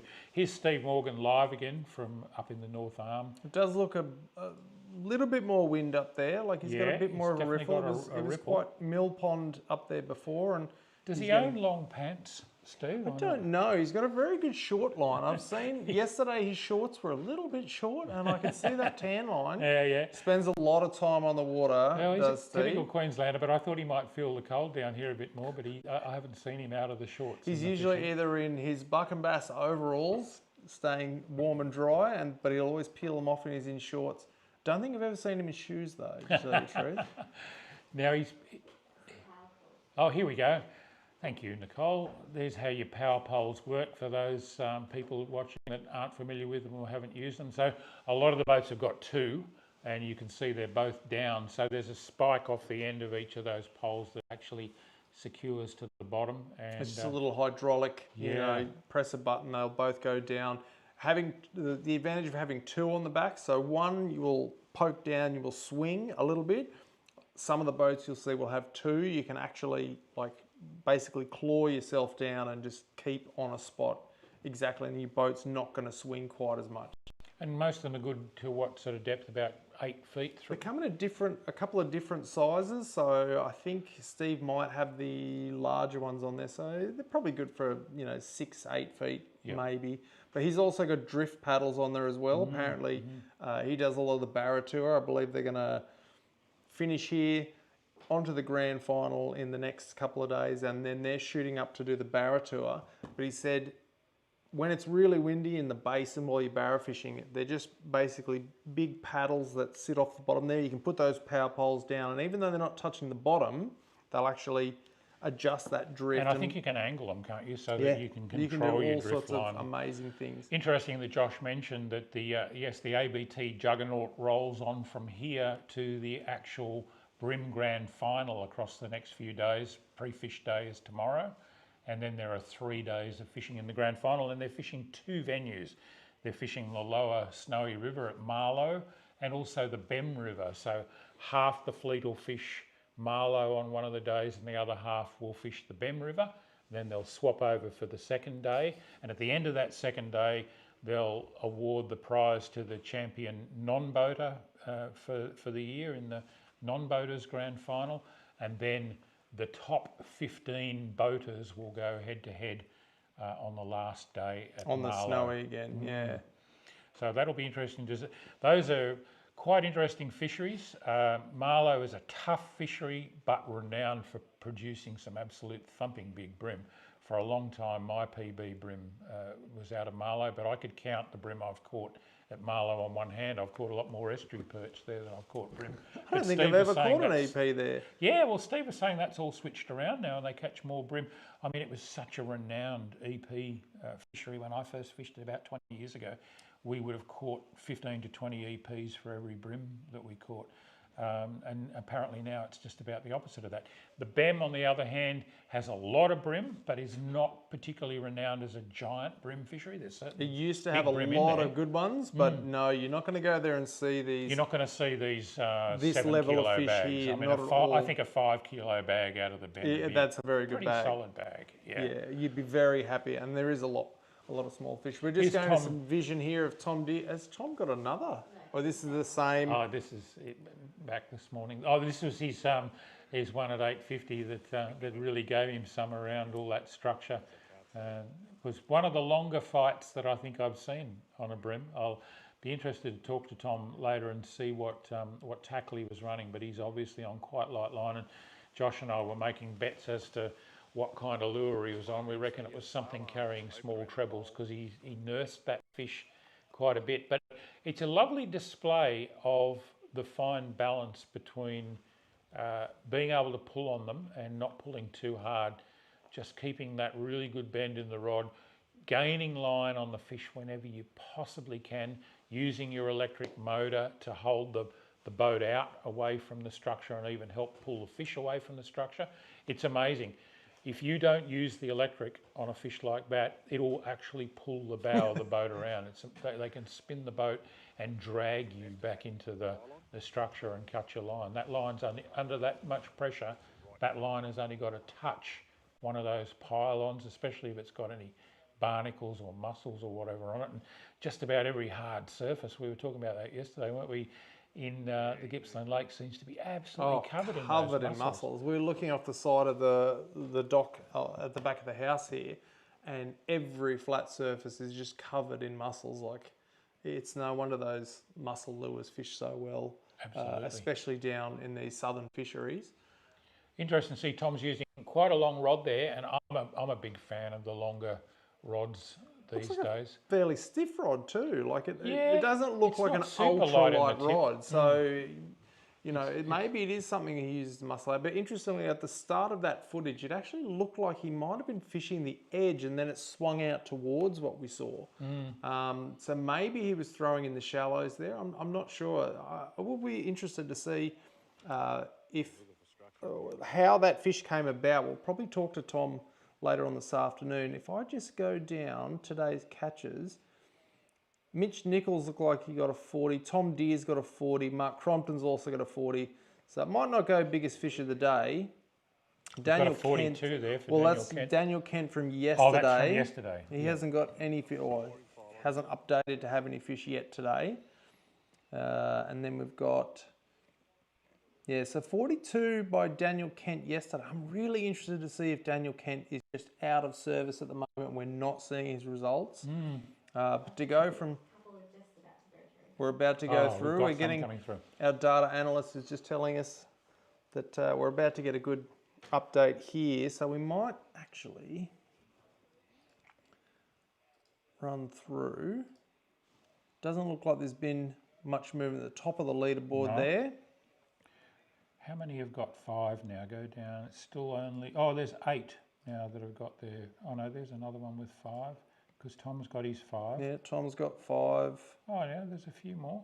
So there are people with 5 fish that are down in midfield, which is interesting because they've got small... Looks like Steve's got his 5 now as well. Oh, very good. So he's doubled his weight from yesterday. He's sitting on 3.5 kilos today, which actually puts him up into 20th place.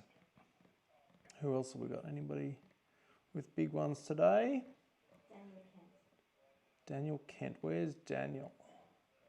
Up top? Maybe refresh. Oh, Daniel Kent with a 43 to the fork, 1.8 kilo fish. Well, that's the biggest fish of the tournament so so far, 43 to the fork and 42 to the fork. Or is it the biggest or the second? Oh, that's yesterday's fish, is it? Okay. Yesterday we had a 43.5. Okay, so we had a 43.5 yesterday. Oh, we're just seeing it on the screen there. That is a big fish. Yeah. I looked at that last night and was saying to Steve Morgan, how do you know that's not a yellowfin? But Steve quite correctly pointed out that the spines in the anal fin there are nowhere near long enough to make that a yellowfin. They have much longer leading spines in the anal fin, but it's quite a light coloured black bream. But look at the wear and tear on the bottom lobe. On the bottom of that tail, yeah. It's been up in the shallow waters, way up the river, spawning, and they get a little bit beat up when they do that. It's got a little red sore mark there near the angler's fingers on its side, but all that stuff heals up and comes good.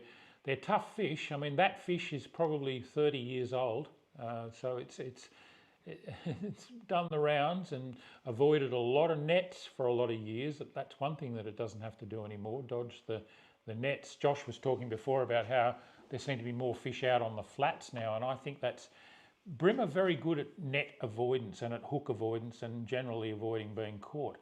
And they do wise up. We talked about them wising up to angling pressure, but they also wise up to commercial pressure, and they will avoid areas that have got nets going in constantly. And I think that's why there's more of them out on the flats now, because they know they sort of sense that they can swim around, get safely around out easier there, without getting netted. Well, I talked about the cloud building up before. There's some big thunderheads out there, but the sun is actually shining a little bit more strongly through than it was before.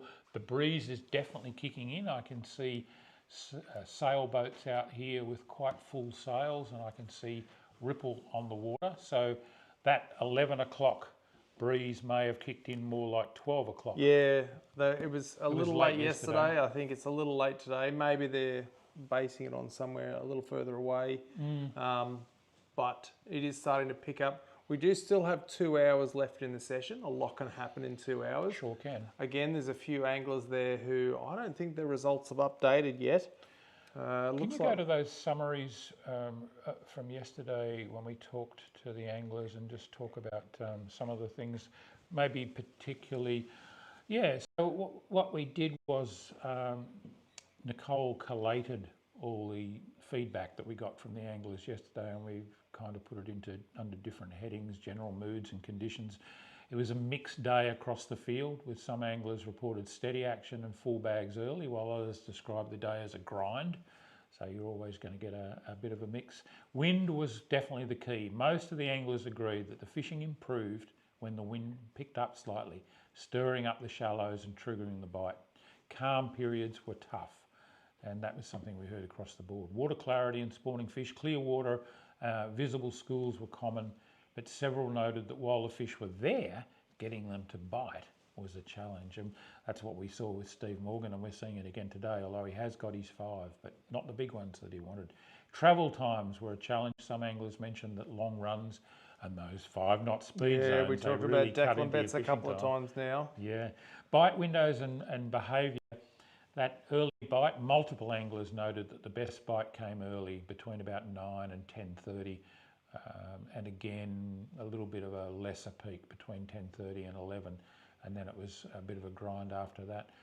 They were hard early but switched on later was a common refrain. Soft plastics dominated yesterday. Many relied on plastics, especially curly tails, jerks, shad styles, but a lot of fish were also caught on hard-bodied crankbaits, small jerk baits, deep divers, your SX40 style cranks. That's going back a while. SX40 has been around for a couple of years now. Yeah, sure has. A few anglers reported success by ripping larger soft plastics aggressively to provoke a reaction bite from the bigger fish. That's really interesting. You look at what's going on there and you think, oh, I need to slow down even more and finesse it and keep it on their nose. But some anglers actually went completely the other way and started ripping the lures more aggressively when they were getting those constant follows and looks from fish, and they were able to convert a few. Let's scroll down a little bit there. Location notes, productive zones, the Mitchell Reef. Yeah, that we've seen the Peters on that Mitchell Reef all morning so far. Wind-blown flats, anywhere that the wind was blowing in on the flats. The Lake King timber structure produced good fish late in the day. And again, that's about wind a lot of times. Nicholson River in the North Arm, clear water, big fish. They were being seen, but very hard to catch. The angler sentiments, the most common sentiment was it was a fun day, the lake at its best, a tough day, but finished strong with a couple of kickers. Could see hundreds on the live scope, just had to sort through them. Strategic thinking for day 2. A lot were going to go out and rinse and repeat, but others spoke about making longer runs and going to completely new areas based on the wind and the bite time. One angler summed it up as, if it happens, if it happens. If not, I'll be swinging from the fence. I love it. Yeah, so it's a mixed bag out there. Plenty of fish, but not always easy to catch. Now, did we end up getting some updates on the leaderboard? Declan's still out in front. I'll just update He's looking pretty confident at this point of view. Well, we did just talk about fish coming later in the day. Oh, look, we've got Steve on something. Hey, did he just swing Salmon. that in? I'm it's a thinking little that's looking salmon. like a salmon. Yeah. There's always that risk that you're actually looking at a school of salmon as well. Well, look, on his forward-facing screen there at the moment, those are bream out to the left, I reckon, and those are the salmon up in mid-water to the right. There's a school of salmon coming through. And, of course, they're always keen to grab the lure, unlike the bream. But we did just see in those notes that a couple said that there was a late flurry, so we're getting towards the end of the second day. We've got 2.5 hours left. There might be that late flurry.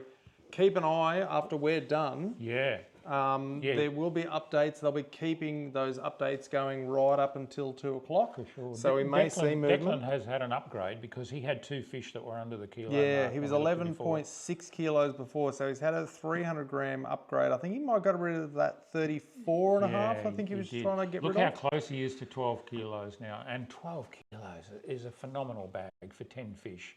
An average of 1.2 kilos. That's, you know, most people, you go for a weekend fishing, you'd be telling your mates, I got a 1.2 kilo, you'd be sending around photos, but to get 10 of those fish, it just shows the calibre of anglers that we've got for this first Victorian Open. And that's something we haven't talked about so far today, is the size of the field for, and the first of its kind event, a Victorian Open. They've run, obviously, the Australian Open on Sydney Harbour for many, many years. The Queensland Open also goes on. This is the first time we've actually done a Victorian Bream Open, and to have a field as large as we have had, it really shows that those Victorians get behind it. They love their sport, they love participating. It's excellent to see. Been timed well with the grand final being on as well, so many anglers coming. We talked this morning, there was some from WA, there was someone from Tasmania. We've got a good assortment of states coming to fish. But the Victorians have really shown out for their first Victorian Open. It's been great. I'll tell you what's interesting that I've just noticed here. Mitchell Blomqvist, who just, by the way, slipped from second to third. Daniel Kent's obviously had so there's those Look at three Daniel's fish. He's only got 3, I'd say only, he's only got 3 fish for the day, but their weights are 1.8, 1.67 and 1.6 kilos. That is phenomenal fishing. If he can catch 2 more fish in that class, he'll win this event. If he catches 2 fish in any class.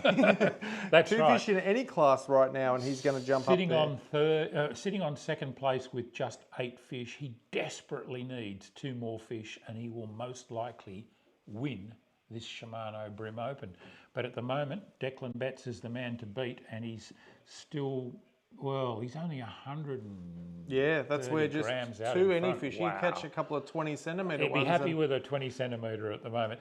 But the other one that I thought was interesting was Mitchell Blomqvist, who just slipped down from second to third. He's only got 4 fish today, but again, they're all, well, he's got 1 there that's not real huge, but the other 3 are all crackers, all between sort of 1.1 and 1.4 kilos. So 11.9 kilos is leading at the moment, 11.8 is in second place, and almost 11.2 for only 4 fish. So there is room to move there. It's going to be a tight finish. I think viewers are going to want to watch and keep an eye on that scoreboard all the way up until stumps, because anything could happen. We have mentioned a couple of times that Daniel didn't have anything on the board so far. He's obviously come into some service and just shot way up there. He gets 2 small fish, comes in. He might be going home with $7,000. Well, as you said, even if he gets 1 at this point, you could have that interesting situation if no one else moved their positions or increased the size of their bag, and Daniel caught 1 more fish, he could win this event with 9 fish, which would be really unusual to win an event of this calibre with just 9 fish. What have we got? What are you? We have a new leader. Oh, Mitchell's He's jumped done up. it. He's just done that. All right, you need to upgrade. Well, no, Mitchell's actually jumped up. So Mitchell has just caught his 5th fish. There you go. Oh, 12.65 kilos he's got now for 5 fish. So for today, he's got a 40.5 centimetre, 39, 39, 37 and a 34 centimetre fish. He's still got room to upgrade. If he looks like he's on a good class of fish in that 40 to 37 centimetre. If he gets rid of that 34, he might be hard to catch. But what's interesting, even that Daniel are fishing near each other, and they both just started putting 40s. So maybe they're turning on. We've got that late bite happening. As we talked about, keep that lure in the water, keep fishing right up until time. We've talked about tactics a little bit, and I think the number one tactic is to never ever quit. Yeah, well, Nicole's made a really good point there. Mitchell Blomqvist and Daniel Kent, look how close together they are, and they both just started whacking a couple of really good fish. So they're... Hopefully their observers have got some vision. Yeah. We'll get some timestamps up on there. Do we have any vision from our observers on the boat, Nicole? Not yet? Not those ones yet. It'll be interesting to see the time captures and the time stamps of when those fish were done, because, yeah, it might be a bit of a late bite. They backed themselves. They know they were on the fish. They've just stayed where they were. They kept the lure in the water, and it seems to be paying off right now. 12:15 now. I mean, Declan Betts is running out of time for where he is. He needs to get rid of, I would say, probably that 35 and a half. It's a big ask. I've just got to get rid of that 977 gram fish and Get put another fish over the kilo, and ideally well over the kilo. But, you know, he's looking down probably the last half hour of his fishing with the big run back from where he is, isn't he? Because it is Declan that's right up the river, isn't it? Well, we should do a run through. We'll start from 10th place at the moment. So 10th place, I believe we just had Tom Deere pop into 10th place. He's got his 5 fish for the day, currently sitting at 10.1 kilos. In 9th place, we've got Peter Nord. We know he's next to Peter Bruckler. He's got his 5, so he's sitting at a total of 10.3 kilos. In 8th place, we've got Mitch Nichols. Got his 5 fish both days for 10.45 kilos. Scott Scaluna with 5 fish as well today at 10.56 kilos. In 7th place, 6th place, Paul Holmes. He's got his 10 fish, so 5 today for 10.6. Again, those numbers are very close. We're going to see some movement in that top 10 for sure. Oh, yeah. And then 5th place, we have Jared Healy with 10 from 10, 10.6 kilos. Peter Bruckler in 4th still has some room to move. He had a big lead yesterday, 3.9 kilos today. He had 7 kilos yesterday, but sitting at 10.9 kilos, a couple of big fish. He's got 2 32s in there that he can move and upgrade. He could do some movement as well. 3rd place, we've got Daniel Kemp with only 3 fish today. We just talked about that. He's sitting at 11.8 kilos for 8 fish. That is amazing. 2nd place, we've got Declan Betts. He's got 10 from 10 for 11.9 kilos. And then Mitchell Blomqvist, 10 from 10, 12.65 kilos. It's coming down to the wire here where, you know, I'm getting the butterflies. I want to see what happens here. There's going to be huge movements, I think, in the top 10. 10 through 6 were quite close together. There could be a lot of movement there. And then at the pointy end of the field, I think Daniel Kent could make a couple of moves right near the end there. And it's going to come down to the wire. So definitely keep your eye on that live scoreboard. Okay, let's have a look. Just scroll us up to the top of the leaderboard there, Nicole. There we go. Wow, that is quite a bag that Mitchell's put together.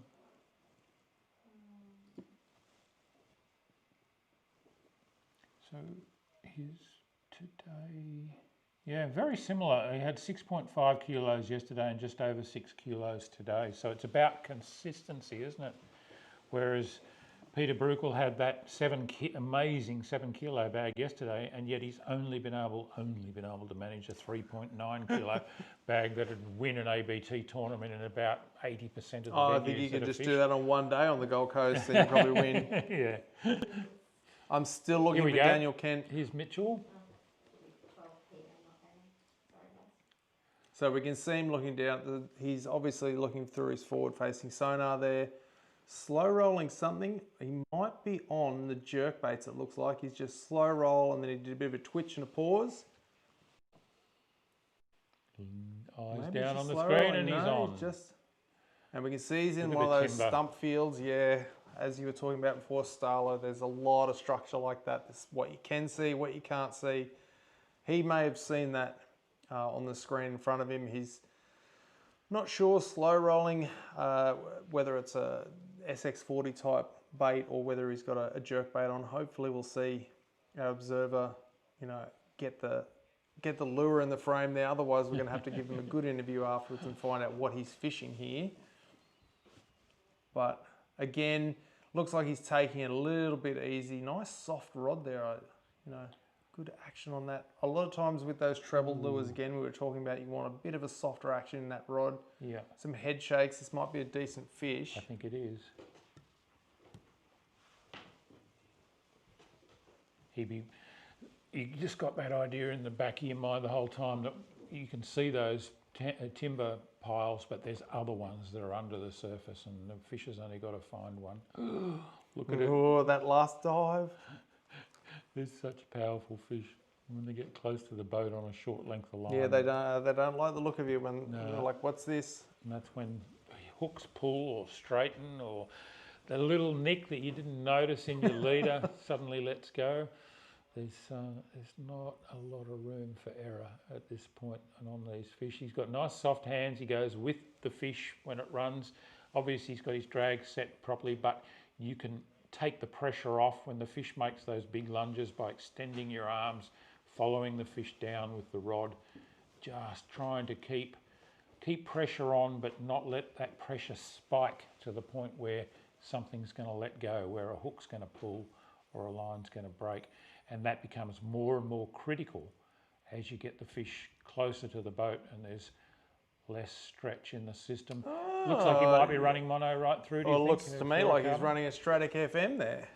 Very good, very good. Trust the Shimano man to spot that. Good on him. And look at that. That is a sizable fish. Oh, it's nerve-wracking stuff. One thing we mentioned yesterday that we haven't talked about yet today is the nets. Yes, that EnviroNet. We talked about fish care is something that's really important in these tournaments. Wow, that is a beautiful fish.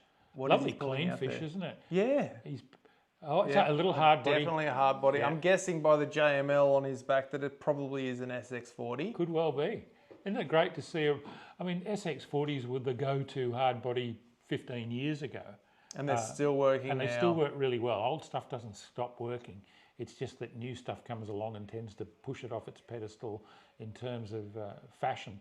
The one thing I would say is that some of the newer lures in that SX40 class cast a little bit better. Well, they brought out the long cast version a couple of years ago. Okay. Of the SX40? Yeah, there was an SX40 LC, the long cast, just a little bit more weighted. Yeah, because they had a bit of a tendency to float in the air and not go as well as some of the modern hard bodies with the weight transfer systems and everything. Are just amazing. You can feel the difference when you cast them. But once you actually get that lure in the water and start swimming it, the old SX40's actually got a really, really good action. But just going back to that net that he had, we talked about fish care. It is something that's important in these. We need to be stewards of this great fishery. And the EnviroNet was designed by Dave Irvine nearly a quarter of a century ago, before Squidgies, I believe you said yesterday. It was before Squidgies, yeah. But it was just an idea of, like, what can I do to keep these fish that I want to release in the best condition possible. Dave Irvine said, I'm going to take a small mesh net that's going to protect the slime on the fish, but also having that small mesh, you're not going to have split fins, which tend to be a point of infection that fish may find it hard to recover from. But in the last sort of 2 years, ABT has implemented net rules that all their tournaments now are using fine mesh nets, and probably the original and still the best would be that EnviroNet. So we saw Mitchell there using the EnviroNet, and we're really happy to see that fish care is such an important part of these tournaments now. Well, I think Australia leads the world in terms of fish handling in our tournaments, and the ABT has very much led the field in terms of that and making the rule changes so that the fish do get looked after as well as possible. And we're not seeing fish being, in this competition, fish just don't go in the live well at all unless you need to put one in the live well to move your boat off some rocks that you're about to blow on or whatever, or just to get yourself organised and get your measurer out so you can measure them. They might spend a minute or two in the live well, but that's it. They're going straight back into the water. And one of the things we talked about yesterday, and this is really, really important to mention in this tournament, the data that's being collected by these anglers all goes to Victorian Fisheries, and it's one of their best ways of monitoring what's going on with these bream stocks and other fish in this system since they got the nets out 4 or 5 years ago. We know the fish are coming back, but we need to be able to prove that. We need to be able to prove that the average sizes are increasing. That those slot limits are working. Exactly. And it's very hard to get that data. For fisheries themselves to do it, they've got to come here with an electro-fishing boat and pay people to do it, and they can only fish a limited amount of areas with 1 or 2 electro-fishing boats. You've got 38 boats out here with gun anglers in them running around catching fish, recording every single fish they catch, and all those data points go back to Victorian Fisheries. It's vital data for fisheries management. Even things like the time spent for how many fish were caught, these are like all very important data points. Catch per unit effort, it's a really important statistic, and we'll be able to work that out. Josh mentioned before there were just under 200 fish caught yesterday. I'd say there's going to be at least that many fish again today. Well, it looks like they've got on the pattern. If we just looked at Steve Morgan, who we're looking at on the screen now, he got 2 fish, I believe, yesterday. He's on 5 today. He's probably got a couple of extras. So yes, as you say, that effort per catch.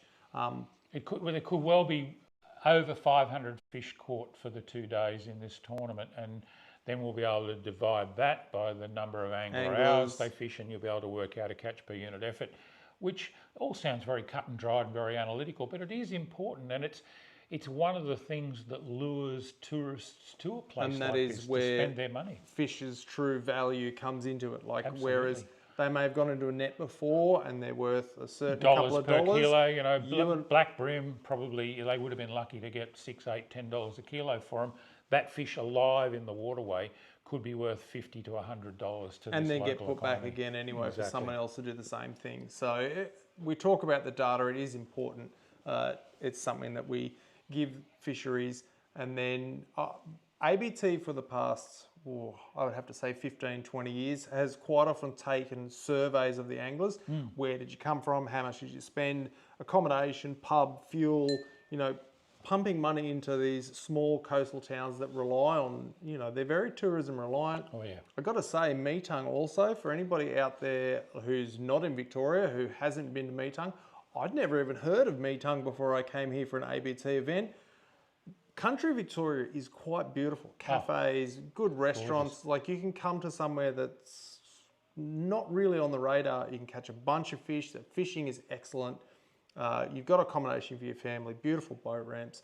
So I've stayed at quite a few places around the Gippsland Lakes over the years, and I've even houseboated on here years ago, which is fun. But I've got to say, Metung, it really appeals to me. I mean, water on both sides. It's very pretty. It's got a nice little shopping centre, a great pub, good bottle shop. It's got everything you want. Great bacon and egg sangers that we had this morning. Good takeaway coffee. So yeah, if you're looking for a holiday destination for the family to come down and fish the Gippsland Lakes, Metung's spot on, and that ramp at Shaving Point is really a little bit slippery, but apart from that, a great ramp. But you'd probably base where you're going to launch on the weather on the day. If it's going to blow really hard, you might want to go and actually launch in one of the rivers, as we talked about before. But if it's looking like being a pretty good day, you put your boat in here, you can run all over the Gippsland Lakes system. You can chase your bream, you can chase your flathead, your salmon, your silver trevally. They're catching more and more King George whiting. You know, it's funny, back in the days when this place was netted to within an inch of its life, recreational anglers hardly ever caught King George whiting in here. That's because as soon as they moved in through the entrance, down at Lake's entrance, the netters got onto them and cleaned them up. Now they come in, spread through the whole system. People go out with their live sandworm or their mussels or their whatever baits, squid strips, and they can catch their bag limit of King George whiting. They're not always huge King George whiting. They tend to run from legal up to about 40, 42 centimetres, but you can get yourself a lovely feed of King George whiting out here in many months of the year, and you could not do that back in the days when it was netted. So I think there's a real message in that, isn't there? Yeah, 100%. It's an amazing fishery. If you're looking for a holiday, I know that I want to come down after watching all these anglers on there. I sure want to come down for a long weekend and stay down here, get to fish a bit more and get into some of these big bream. Doesn't look like we've had any leaderboard updates in We're the looking last at Steve couple of Morgan minutes. there live as well, still fishing up in North Arm near Lakes Entrance. We'll be signing off in a couple of minutes, but of course the leaderboard will continue to be featured. Just go to any of the ABT social platforms and you'll be able to find out what's going on. Go and have a look on the Facebook page. We'll have a last look at where everybody is. Declan has begun the big trip home. So the big but slow trip home. Imagine having a boat that can do 40 knots and you've got to sit on 5 knots. I mean, it's a really great thing. They need the speed limits up in the river to protect the banks, to protect other boats. You know, it's wonderful that there's a 5-knot speed limit, but boy, oh boy, it's frustrating for tournament anglers when they've got those U-Butte go fast boats and those boats are not designed to go at 5 knots. They kind of drag their sterns and make quite a big wake actually at that speed. But anyway, he's slowly working his way back down the river. Josh, run us through the top 10 for one last time. We might go from 10 to 1. Go from 10 up to 1. Have you refreshed here so that you're I'll have a quick the refresh to same make thing? sure we're right there. start So with Tom. 10th place, Tom Deere has his 10 fish for 10.13 kilos. In 9th place, Peter Nord, he's got his 10 fish for 10.31 kilos. 8th place, Mitch Nichols, 10 from 10 for 10.45. So, Scott Cicluna, I'm going to get it right before we finish, 10 from 10, 10.56 kilos. Jared Healy in 6th place, 10 from 10, 10.68. 5th place, Peter Brukel, still a bit of room to move, 10 from 10, 10.96 kilos, 10.97, sorry. In 4th place, Paul Holmes, and interestingly enough, we have a tie, and as I'm looking at weights, between Peter Brukel and Paul Holmes. But Paul Holmes, is it going larger fish? Puts you in 4th? Biggest bag. So, okay, we might see some movement there, but they both have 10 from 10 for 10.976 kilos each. 3rd place currently, Daniel Kent. I'm tipping by 2 o'clock, he's going to have found something and may skip up. I'm going to tip Daniel Kent. Okay. Yep. That's a in big 3rd call. place at the moment for 8 fish for 11.87 kilos. So he just has to catch a couple of small ones and he's going to jump right up there. 2nd place currently Declan Betts, as we said, making his way back from the Mitchell River. I'll bet he's going to make a stop off on the way. You think he'll still have a chance to have a fish somewhere Well, on the way back? He's probably doing that. He's probably getting out of there in time to give himself at least 10 or 15 minutes of casting at one of those prime spots out the front. Yep. That's a good call. And then in... who just upgraded? Paul Holmes. Boy, it's all happening here. Yeah, there's movement, that late bite. Ooh. So Paul Holmes still sitting 4th. in 4th with Peter Brukel just behind, but he's now jumped up to 10 from 10 for 11.207 kilos. We got to 2nd place, that was Declan Betts, 10 from 10, 10 from 10, 11.93 kilos. And currently in 1st place, Mitchell Blomquist, 10 from 10 for 12.65 kilos. That's going to be close to our time for today, but I really think if you're watching the live stream, stick to watching Steve Morgan's live stream. Keep refreshing that scoreboard because I think we're going to see movement. I like your call on Daniel Kent. If Daniel Kent catches a fish, he is basically going to be right up there, isn't he? If he gets a kilo of fish, he goes 12.8. Yeah, he'd be. He's number got one. it from yesterday. Wow. 6.792 kilos yesterday and 5.08 kilos today. I wonder if he knows. I wonder if he's got the time to have a look at Furiously this refreshing. and do the sums in his head and realise that he is one fish away from $7,000, which at the moment Mitchell Blomquist has got his name all over. Interesting times. Well, we're going to pull the pin now and wander down to the hotel here at Metung, which is where it's all going to start happening from just before 2 o'clock as the first of the boats come back in and start hanging their key tags up. Last ones will be in. They've got to be in by 2:20, the second tranche of boats. And then there'll be some tallying of scores. All of these fish are checked and double checked, by the way. The scorekeepers look at them on the mat, make sure the lengths are absolutely right, make sure there's no doubling up. Sometimes fish get missed as well, don't get sent through in time. Okay, well, we've got more updates coming, it sounds like. Okay, we're not leaving you just yet. We've heard that there's some more excitement. We might stay with you and see what's happening at the top of the field here. Do an update. We're sitting next to our data analyst team over here, otherwise known as Nicole. And she's told us, hang on, there's movement in the scoreboard. She's furiously typing away, refreshing that scoreboard. Let's do an update here and we'll see what moves. And look at that. Oh, look at that. As we're just talking, Daniel Kent has put a fourth fish in the boat. He's now got, for today, 43, 42, 41.5 and 41. He has 4 fish for 6.62 kilos. He doesn't just have 4 fish over a kilo, he's got 4 fish over 1.5 kilos. Now, a 1.5 kilo bream, I'm here to tell you, there are a lot of people who will fish for bream all their lives and never catch a genuine 1.5 kilo fish. That's about 3¼ pounds on the old scale. 3 pound bream are not anywhere near as common as you'd like to think. Just a little aside, we were talking about the Bem River before and how it's a great bream fishery but not renowned for huge fish. They actually give away, they used to give a patch there. They had a 3 pound patch and a 4 pound patch that they'd give for those fish. And I can tell you that they might give away 20, 30, maybe 50 3 pound patches a year. They give away about 2 or 3 4 pound patches. Those big fish are quite uncommon. And for Daniel Kent to have 4 fish over 1.5 kilos, that is a phenomenal bag. Wherever he is, he's in the land of the giants. Well, I think one small fish, even if he gets a 20 centimetre one that's worth 400 grams, is really going to seal it for him. He's now got close to an 800 gram, 600 gram lead. Yep.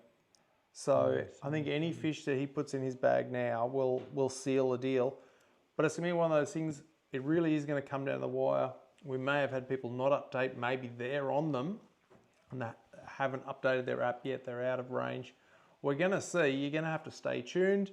As I said, keep watching Steve Morgan's live stream, keep refreshing. I think we'll see you down at the pub at about 2:20. I just want to say a big thank you to Starlo to come down, help out Shimano with this first Shimano Victorian Bream Open. So big thank you to you, Starlo. Big thank you to ABT and Nicole for putting on this event. It has been great. If you're down in this area next year and there's observer work to be done, we thank our observers greatly. They've come done down. such a good job. They've given up their own time. It's also good to really see that pointy tip of the spear fishermen fish all day and see what they do and how they imagine keep going. how much they've learnt, those observers. If any of them are thinking about having a crack themselves at tournament fishing, and I know some of them are tournament fishers already, but how much would you learn sitting in the back of the boat with someone like Mitchell Blomqvist or Daniel Kent or Declan Betts, watching their decision-making process throughout the day, seeing their tackle choices, their changes of lures, their changes of location, the way they're switching between forward-facing sonar and just using their eyes to observe the structure and so forth. It's a master class in bream fishing at the pointy end of the game, as Josh mentioned. These guys and girls really know their stuff. And if you get the chance to be an observer on one of these boats, definitely put your hand up and do it. And also, if you've been thinking about tournament fishing and getting into it and you just find the whole thing a little bit daunting, we talked about this yesterday. A lot of the ABT rounds are boater, non-boater rounds. So you've got boaters who run the boat and non-boaters who are drawn randomly each day to fish with them. Have a crack. Do a tournament as a non-boater. There's absolutely no pressure on you. You'll be in a boat with 2 different anglers across the course of 2 days. You'll learn heaps and you can make your own decision about whether tournament fishing's for you. It's not for everyone. Only a very small percentage of the Australian angling community will ever decide to go down the competition and tournament path. But if it's something that does appeal to you, get in there and have a crack. Fish as a non-boater in one of those ABT rounds. If nothing else, you will learn more in those 2 days than you will in 6 months by yourself. Absolutely. Just watching those, you know, anglers up the front of the boat, like, do their thing. Are we about to see a major tournament taken out with a 9-fish bag from a potential 10? It's looking very much like that at the moment. A lead of 700 odd grams, and still room for him to add another fish to that. That one fish, it may come down to the wire, but if he puts another 41 or... Oh, if he puts another 41 on there, he might drop a well bag. Collect the money now. He might drop a record bag today. Yeah. He's obviously on the fish. He's fishing near Mitchell. He may get another one. They've both done an amazing job with over 6 kilos. They've both got over 6 kilos each day. You know, that's a lot of fish for 2 guys. It's going to come down to the wire. I reckon we get to the pub soon, Steve. Yeah, that's about it from Josh and myself, and I'd just like to thank the whole ABT crew and particularly Nicole, who just does a fantastic job in the background here, pulling all this stuff together, crunching the videos, feeding them through to us so that we can show you, keeping the leaderboard updated. It's quite a team effort here at ABT HQ at Metung on the beautiful Gippsland Lakes in Victoria. I'm signing off for now and looking forward to going down to the Metung Hotel, seeing the anglers come in and seeing where that money lands this afternoon. So stay on the ABT socials, follow it for yourself, and until next time, Josh and I are wishing you tight lines.